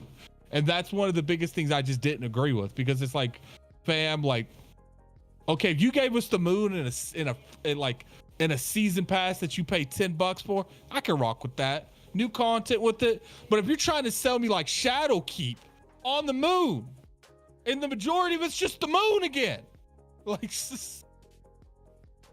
Yeah, what wasn't it them like they remastered the old stuff from Destiny 1 and it was like, hey, look, now it just looks better, but it's the same content. I remember that. Yeah. It's just a bunch of stuff that they did that kind of just put you into this notion that the content was not going to be there. It is, and the thing about Destiny has always been content, and this game is no different from any other game. Every year Destiny, this is the thing, every year Destiny has to prove itself. Now for the longest, they had a huge anymore though. What I'm saying, for the longest they had a player base that would always come back. They always had like a loyal 2 to 3 million people that played the game on a consistent basis over the course of a year. And they had that built-in player base. But as of like the last couple of years, last year and a half, especially ever since Lightfall, because like Slow-Mo said earlier, Lightfall was when they lost a lot of goodwill, people, bro. Because Lightfall was like, anybody that, like, I always knew that Lightfall was going to, not that it was going to sell well. It was a lot of hype behind Lightfall. But I always knew Final Shape wasn't going to live up to what Lightfall is, because Lightfall turned a lot of people off. And the people that got turned off by Lightfall are the people that aren't as dedicated to the 10-year process of what Bungie had in place for Destiny. Like, if Slow-Mo was one of those people, he don't care nothing about seeing the end of Destiny or seeing the end of that. So if Lightfall sucks, he's like, well, why am I going to play for a DLC that might suck just like that? Like, most Destiny players were like, the more dedicated ones were like, we'll give it a go, we'll give it a try. We trust Bungie is going to come out and they're going to knock this out the park. And quietly, and I talked to Cog about this, a lot of people were real nervous coming up to Final Shape that it wasn't going to live up to the expectation. And guess what? It did. But just like in Destiny 1, going into Destiny 2, 18 million people bought Destiny 1. Bungie has never seen that type of player base number since the first month of Destiny, because so many people thought the game was going to be one thing and it wasn't what they wanted it to be. And over the course of 7 to 8 years, going up to 10 years later, that number has just got smaller and smaller and smaller. And it just unfortunately coincides with the fact that, listen, the pandemic did happen. A lot of people thought that gaming was going to be in a great place, I guess, forever. But that was never going to be the case, because there was always going to be a course correction. So why would Bungie greenlight all of these other projects, knowing that stuff hadn't stabilized itself yet when it came to where gaming was going to be? So they put themselves in a rock and a hard place, working on 3 to 4 different games, not having anything that could kind of fund those games outside of the game that they're working on. And then they had to, so I guess they had to sell Sony a bill of goods to convince them that their purchasing them was in their best interest. And I always told people that they man, they did Sony bold on that one, bro. Yeah, I think it's like you said, it's like I said earlier, Bungie overreached way too much. They were thinking their resources out, making multiple projects. And it's okay to do that when you're not really working on big projects, just maybe one team is. But when you're working on Marathon, Care Babies, Matter, and you're working on all these games, what they should have done is say, okay, we're not touching the bulk of the Destiny development cycle because that's what pays the bills. But maybe we'll reach out to someone about funding a new game so we can get additional funding. But I felt like, and obviously I don't know anything. I don't know anything about how development is. I'm just going off of what I see in the industry and covering the industry so long. They went out and said, we're going to develop everything else but what pays the bills. Yeah, I mean, any final thoughts on this before we move on? Because I mean, I'm glad. Like, I'm glad you came in because you provide you big time Destiny player with Forte for a while. You provide another perspective on the whole Bungie aspect of things. You. But I think I think we killed this topic at this point. It's okay if you say I don't want to talk about it no more. Let's move on. Like, yeah, I'm not saying it like that. Slumbo can talk about this all day. This is his. Okay, let's continue. I don't hate the. I'm not. I don't enjoy hating on Bungie. I hate to see. Look. I mean, I know you're joking, but like people losing their jobs and the way that this turned out is not anyone's. It's not preferable to anybody. You know what I'm saying? Because like it's one thing to say, all right, you know, Destiny 2 needs to end. Bungie needs to do something different, but this looks like more like the studio ain't going to exist. Like in 4 years, does anyone think that Bungie will still even be in existence at this point? I'm gonna say probably no. So like that's never anything. I think there's a chance they'll be fine. But at the end of the day, we got to see how Matter does, and we got to see how PlayStation handles if Matter doesn't do well. Part of me thinks PlayStation spent that kind of money. I would hope that they would be like, look, let's fund a Destiny 3 because Destiny we know gives money. But then maybe PlayStation's looking at it from perspective. We bought this company on Jim Ryan's vision. No longer doing True. Jim Ryan's vision. So I will also say if they were to approve of a Destiny 3, it would be a different game design than what Destiny 1 and 2 were. I think they look at what Destiny is and say that's an unsustainable game design.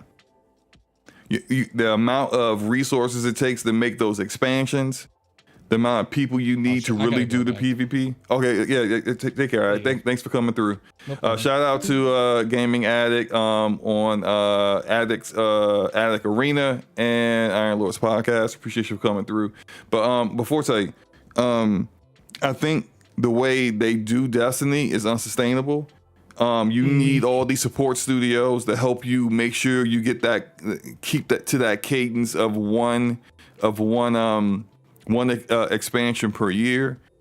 It's like there's a lot of time and resources and people that put into doing this.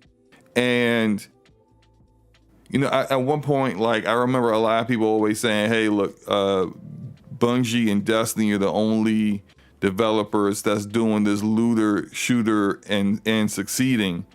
And really when you come down to look at it, were they really succeeding? Like on the surface, as the gamer, it looks like success because you're getting content that you're enjoying. But the flip side of it is that the developer is struggling to keep the lights on because they're not making enough money. And this is something that, like, you know, shout out to Warframe, which I think is a really good game. But Warframe went from an independent developer that was out here with a really a free-to-play game. And hey, if you want to donate to us, yeah, look, we got a $90 Warframe that you can buy. But you know, like people were buying stuff like that because they wanted to support the developer, and they wanted to make sure that they were still around. That still wasn't enough, and they ended up selling to like 2 different Chinese corporations before finally being acquired by Tencent. And so. Is it? I mean, I can't think of a looter that really, outside of Borderlands, that really is self-sustainable. So I don't know. Like I would think if they would do a Destiny 3, I think Sony would be like, we will approve of this if it's not what you did before. Like come up with a different live service kind of genre or game format that can actually bring in money, not just to keep it sustainable, but that we can use revenue from that to help pay for, you know, finance other projects. And if you can't do that, we ain't gonna bother. Which is the reason why I just don't think we're really gonna get Destiny 3. But what do you think about that? Nope. I think you're right. And to put this to bed, listen, Bungie did this to themselves. It's just unfortunate that developers had to, and I listened to somebody else talk about this. It always falls back to, I forget who I was listening to that said this. Oh, I think it was BG. I was watching BG's video earlier. Shout out to Broken Games, HDR. Yeah. Oh, happy birthday too, bro, because his birthday's today. Was he 50? Is he 50 now? 34 going on 50, yep. I mean, he looks 34. He acts like he's 60. He acts like an old man. Old man with old bones. Shout out to him though. He act like he on permanent get off my lawn energy. But yeah. Anyway, go ahead, man. Go ahead. Happy birthday, bro. But I was listening to him and he talked about it and he was like, it's really unfortunate how these developers are the ones that are impacted the most. And guess what? Pete Parsons is still gonna be there until he's not there. And when he's gone, he's going to catch a parachute, and this isn't gonna. And guess what? His morality and all the things that happen. He gonna buy 20 more cars, 20 more ugly antique cars that right. Nobody wants. That's the unfortunate thing that comes from all of this. Is just that, people. It should tell you if you work real hard and get yourself into one of these positions where you can be the head of something, the CEO of something. You are always going to fail upward if you don't do what you're supposed to do to lead, because the bonuses of being the CEO is getting the bonuses of the company for doing the things that you're supposed to be doing throughout the years to make the company profitable. You make the bonus. That's where your money comes from, the extra money. The money that you get as a salary that you get in severances and stuff is nothing. So that's why people work so hard to be CEOs, because they know those bonuses are those are crazy. So the fact that he's going to fail up no matter what happens from here is the thing that I know is going to irritate most people, because I guarantee if PlayStation comes out or there's an article that says Pete Parsons is stepping down or resigning as the CEO at Bungie, there's going to be some note that's going to say some severance package, and then there's going to be a whole nother uproar. Yeah, it's Bobby Kotick all over again, right? Yeah. But at least the thing about Bobby had Bobby stuff. Yeah, he was just a disgusting human being in general, just like freaking what's the name at Gearbox? Him and Ready Pigford. They're basically cut from the same cloth. But no, allegedly with Bobby. There's no need to be. We know him. We know he garbage. We know about Bobby. But the thing I will always say about Bobby, that man knew how to make some money, and that man knew how to keep the. He knew how to keep the money. Like, listen, he made all his studios, as much as the developers probably didn't like it. He was like, listen, y'all ain't making no money. Call of Duty making money. We about to make y'all Call of Duty studios, and we gonna keep pumping these boys out until our eyes bleed or until somebody buys us. And guess what? He saw that plan all the way through to a paydirt at the very end. So as much as that man is a piece of whatever, he was a businessman, and I can't knock him for being a businessman. But what Pete Parsons is doing, that's unacceptable. Just that type of behavior, honestly, to other people at least. Yeah.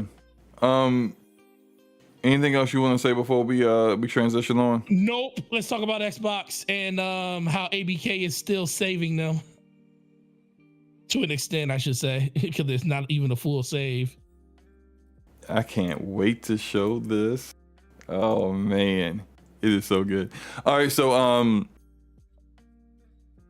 Xbox financials came out, and as we knew what happened, there is more hardware sales losses than that we were expecting to happen. This time, let me take a look at what I wrote down here.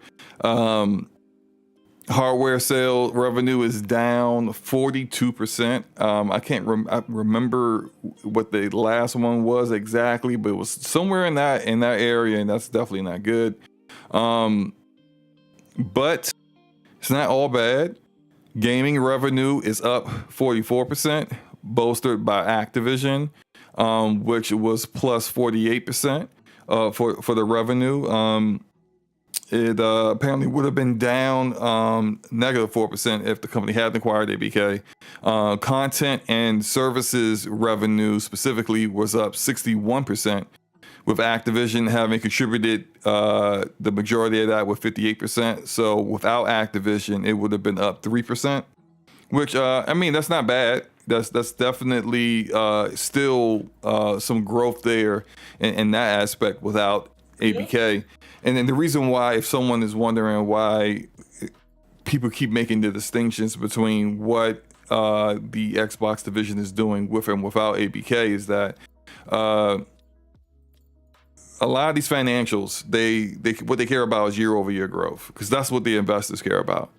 And it's important to think about what ABK is doing for them, and you know, on the surface it looks absolutely amazing, right?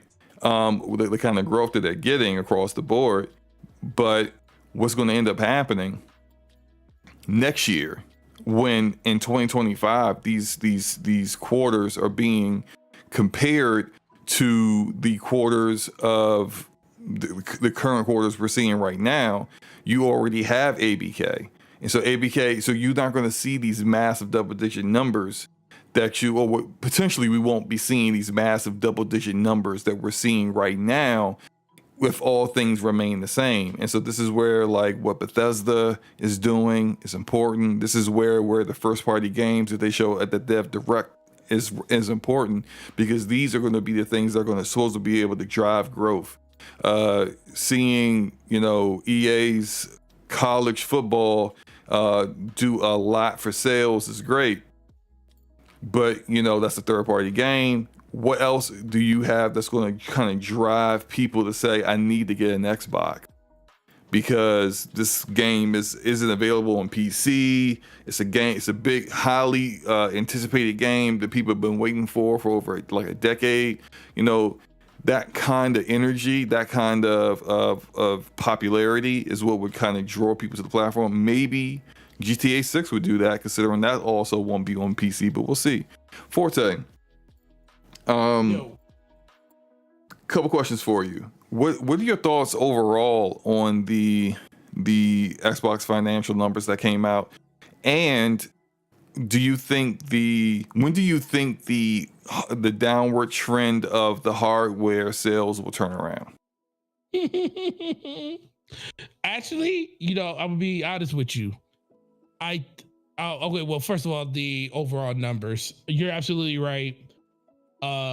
Seeing the comparison versus what they would be with ABK and without ABK is very beneficial to this conversation, due to the fact that we want to see what the growth of Xbox was on its own this year, because like you said, next year there's no separating them, because they would have been together for an entire year after this, I think after next financial quarter, because it'll be a full year after that, this holiday. So good to see that Activision is still moving the needle. There's still a lot of stuff that they could do to make that a little bit even better, but it really hinges on how great Black Ops 6 is going to be this year, and what's that going to do. I would actually probably think that some of those numbers might be, maybe overall revenue is going to be down, but profit and services could be up due to the fact of it being in Game Pass. I think that's probably what they'll be looking at the most, like how much our services go up and how much more profit they make off of people not having to buy Call of Duty every year. I mean, not every year, but buy Call of Duty and they can just get it inside Game Pass, and then maybe they'll spend just as much money. Cause I can see that happening. People that play Call of Duty inside Game Pass may spend just as much money on Call of Duty buying all the extra skins because they have a little bit more extra money. We already see how people go crazy buying those skins. You know, I'm not, pointing at my homie Slumbo Backslap. What? But pointing at the homie Slumbo Backslap, he owns about 15 skins inside of Call of Duty.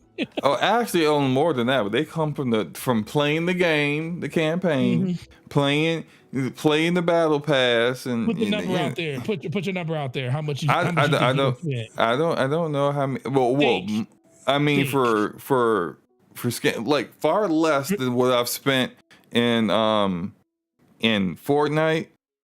And Fortnite's all skins. You can't. Most of that you can't earn. what's another one that what's another one I play often? Rogue Company. Well, used to. I don't play. I've spent more than what I've spent in Rogue, because Rogue Company barely had anything to really buy, which is part of the reason why it's dead. But I mean, look, that Lara Croft skin I'm using, I bought that. Yeah, that's a nice skin.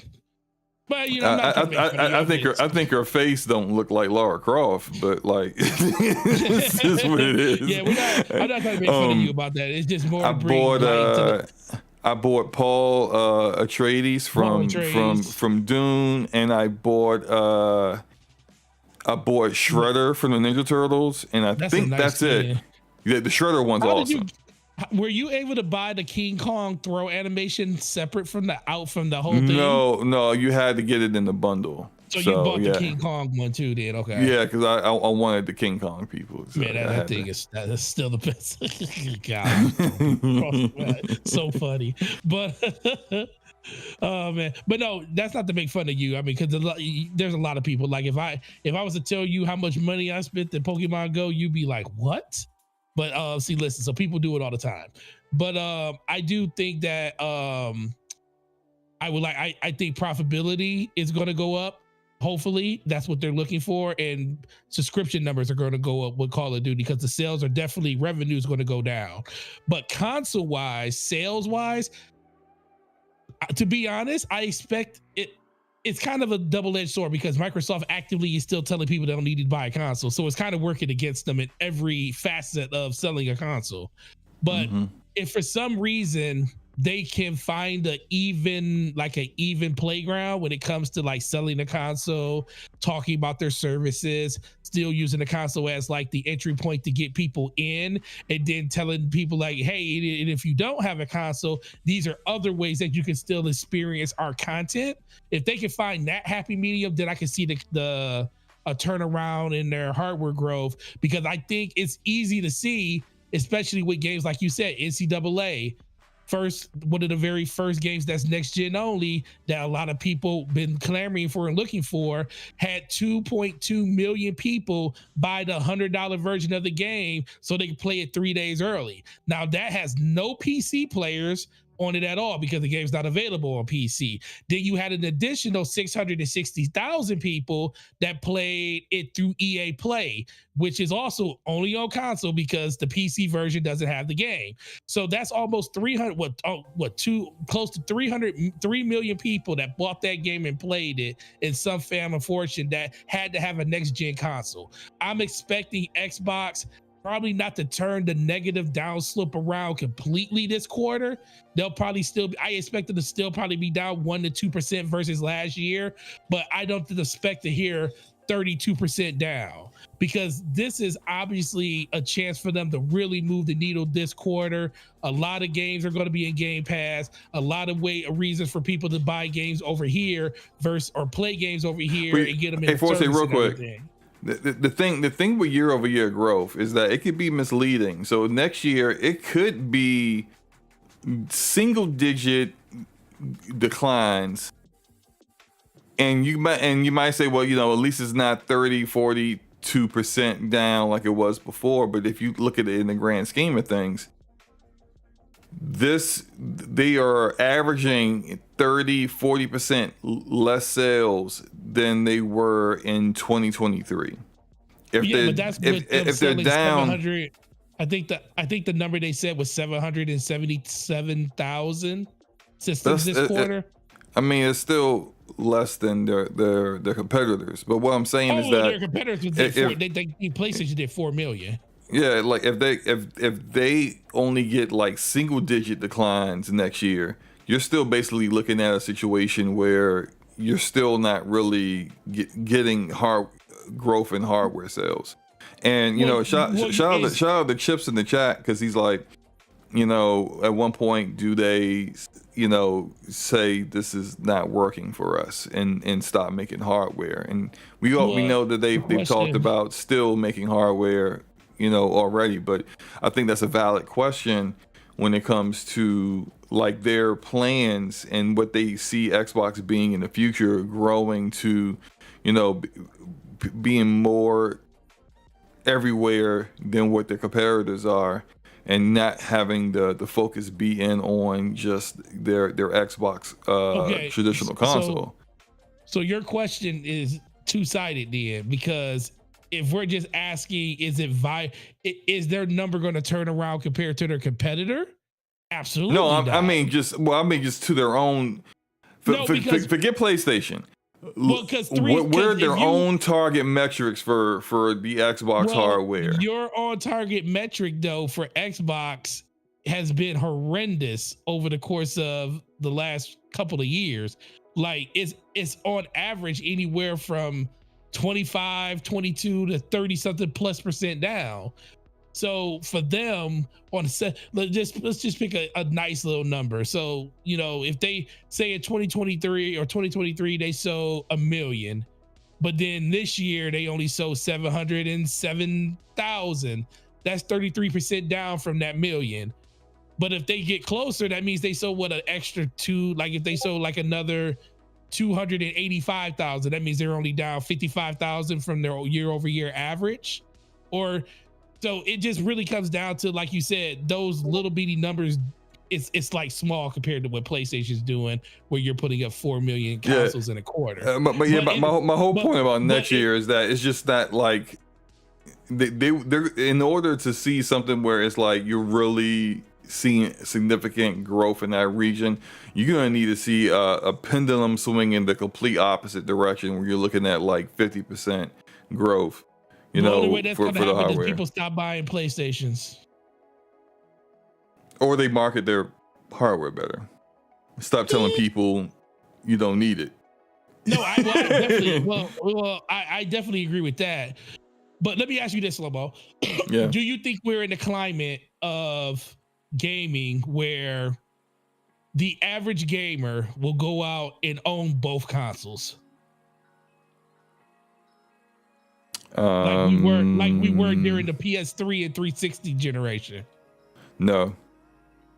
That's why I don't feel like you're not gonna be, when I say when people stop buying PlayStation, because people are gonna buy PlayStations due to the fact that PlayStation is the popular brand.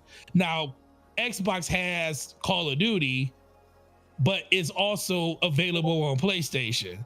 So it's not like it's just like the reason people are not upgrading from previous systems, because the thing that they want is still available on the system they have. Hold on, right there. The things that they want is still available on the system that they have. So what does Xbox need to do?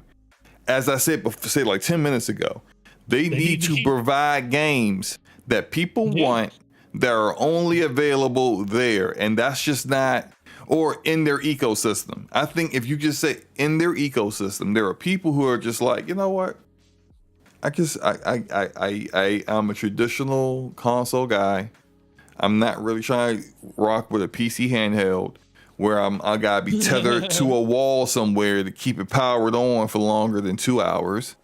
I'm not a guy that wants to play on PC. I don't understand any of it, and I don't want to understand any of it. I don't want to get my hands, in the weeds with like fixing things, and something breaks, I don't know what to do. I'm not trying to deal with any of that. And ain't no way I'm playing, being a mobile gamer, playing on a screen that I can barely see what's going on. There is still an avenue there, and all the data, because people will tell you that console is shrinking, but the data says otherwise. And the data shows that it's not shrinking, it's not growing at the clip that you see PC gaming and mobile gaming growing, but it's either stagnant or it's like slow growth, but the people are still there. And most people are going to buy a PS5 and not think about Xbox. I got a PS5. Sure. I got, and why is that the case? Because it's like it's the whole chicken and the egg thing. You can't be like, well, no one's going to buy an Xbox when you aren't providing reasons for people to buy it. True. So when you were consistently providing, when I say that, I'm not talking about don't bring up Metacritic, because the people we're talking about don't even know what a freaking Metacritic is.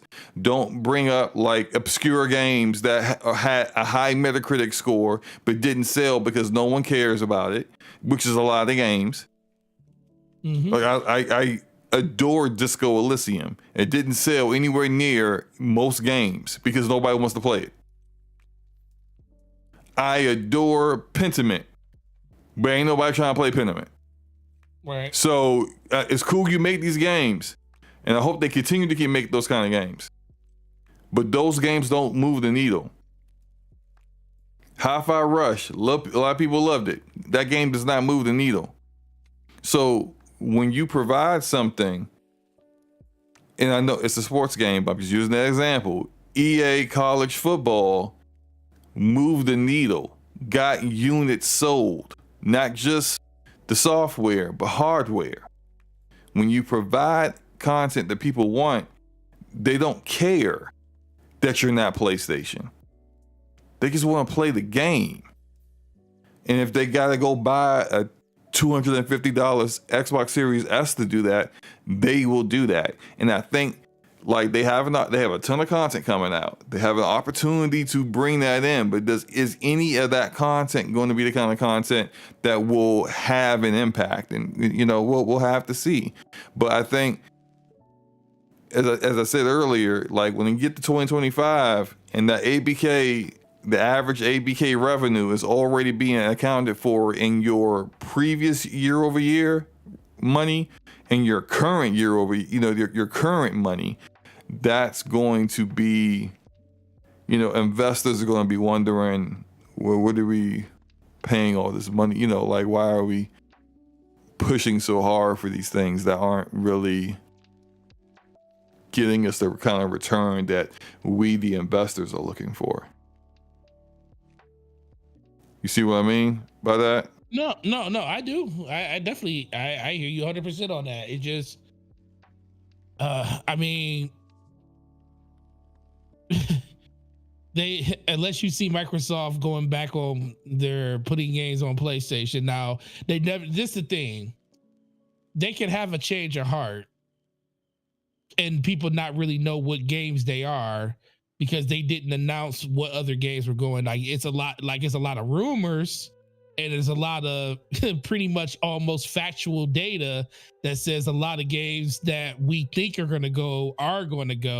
A lot of people, like ourselves included, feel like every game for the most part is going to go, but they haven't, none of those games have been leaked out. So they could also still honor, this is the thing. I think they can find an even ground with PlayStation putting their games over there and still having a value for their console, because there are some games that I feel would benefit being on PlayStation. Okay, so let's talk about that for a moment, because remember when back in January, February, when the rumors came out that the Xbox was going to put games on PlayStation, and then there was a segment of people who didn't believe it, and there were a segment of people that were just like, "See, we told you," and then there were also people like myself who were like, "Just one game going is you might as well have all games go," because what's going to happen is that even when you have amazing content or something that looks amazing and you're showing it well, you're marketing it well, and everyone wants to play it, you're going to get a significant number of people, as we talk about, these one console owners who don't want to buy a second console.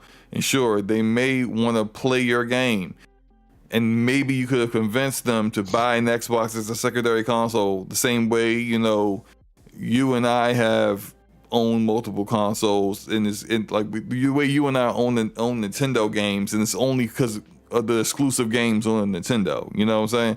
So right. you could get people who would do that, but you lost that opportunity when you started putting your games on PlayStation, because now there are people that's just like, well, I mean, I can just wait.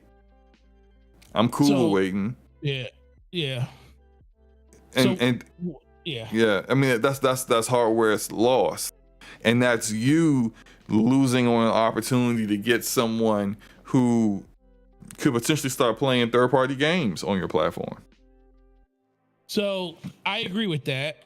I just think this is the middle ground could be if they're so bit like so that I'm all about them being bent over shape. The fact that they're not going to be the market leader. It's kind of hard to be the market leader when PlayStation dominates in so many different territories like they do, and then PlayStation and the Xbox doesn't even have pretty much, like you said, when it comes to their localization and everything, you know, they don't even have stuff like that. Like they could do better in those areas, but I still think even in those areas, PlayStation is just stronger. Can Xbox have some type of, can Xbox have a 5% foothold in that area, which is better than 0?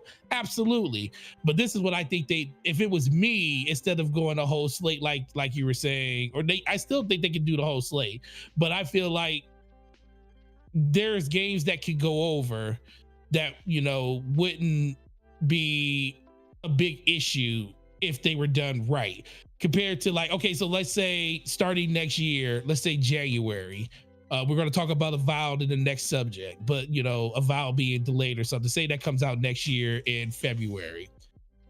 That's a game that most likely would probably be slated to come to PlayStation at some time in the future. Let's say that game has a year exclusivity on Xbox and then it moves to PlayStation in 2026. But then you have other games that comes out. So your holiday games, the games that come out early in the year have a year exclusivity. So they can't hit PlayStation in 2026. Your big games that come out at the end of the year, say Fable, the new Fable game. Mm-hmm. If you were to put that on PlayStation, that would only be like a 6-month lead into that, because you want to have all your games out on PlayStation. I'm in a minority here before the holidays. I'm in a minority here. You mentioned Fable. I think Fable could be a system seller. I do too. And traditionally, the franchise has been like good and for the most part, for most of the games, and people enjoy them, but it hasn't pushed the needle to say like with the way Halo or Gears did for the platform. But I think Fable could do that, one, because of the way it looks visually. If Playground can nail that look in gameplay from what we've seen, and they've been saying that is the case, if that turns out to be true, I think, you know, that will engender a lot of gamers to come check this game out because of how it looks visually. One, you got the humor in it as well. It's not so super serious. Like Hellblade 2 had the visuals, but you know, that kind of game is only going to really hit a niche audience due to the content, the themes, you know, so on and so forth. Fable's different. It's funny. You know, it's an action RPG, but it's not like, well, the previous ones. We don't know how this one plays exactly, but the previous ones weren't difficult to understand or anything like that. Like, it was easy to get into. And I think if they can nail that, and plus the way it looks, the game looks visually, I think you can get a lot of people saying, yeah, you know, I need to pick this up because this is that game. This is the it game. And the problem is that, as I said before, now you're going to get people who are like, I'll just wait for Fable to show up on PlayStation.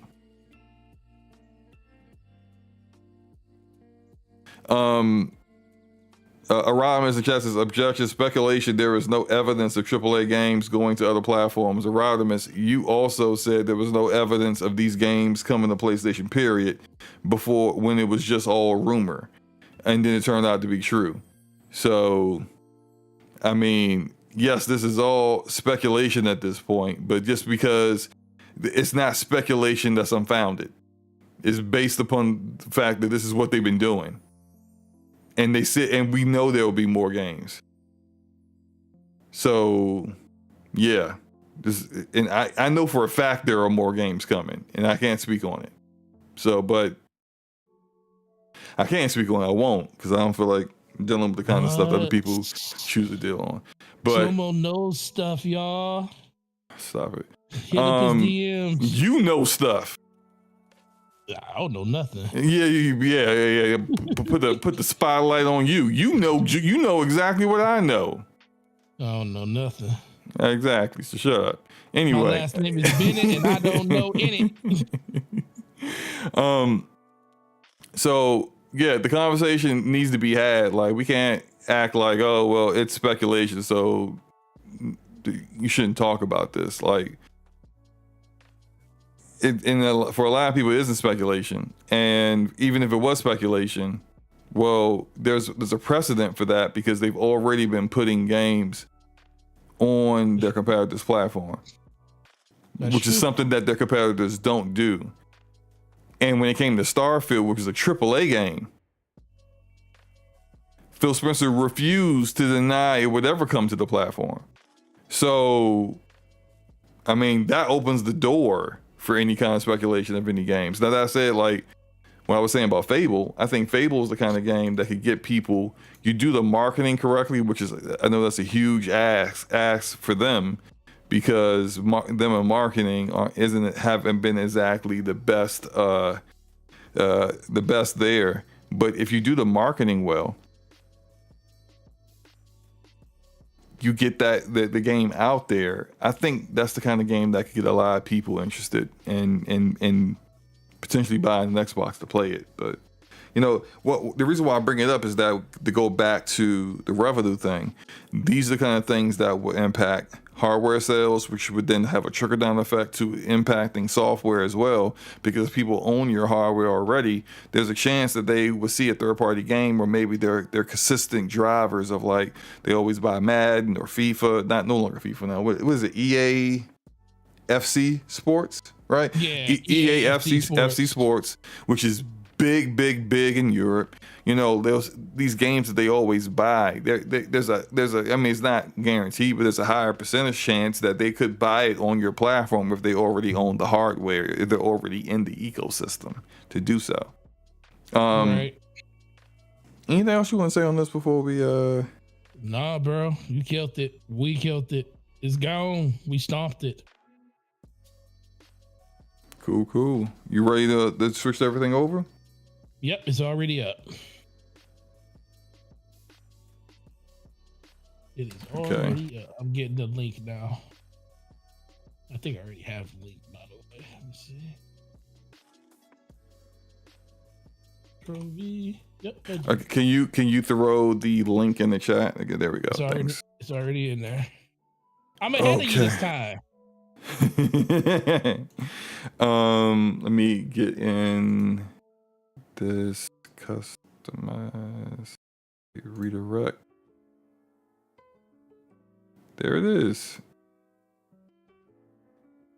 All right, so here's the portion of the show where we switch over to the DPS channel. If you have not subscribed to the DPS channel yet, please do so, because next week, I'm gonna say it because Forte said it, that all this stuff was supposed to happen back in January anyway, and there's been delay after delay after delay, and I ain't gonna point no fingers on who doing all the delaying, but anyway, I'm gonna say it. Forte said all the changes will be ready next week, which means that before next week he'll be sending it to me so that we could do our collaboration thing.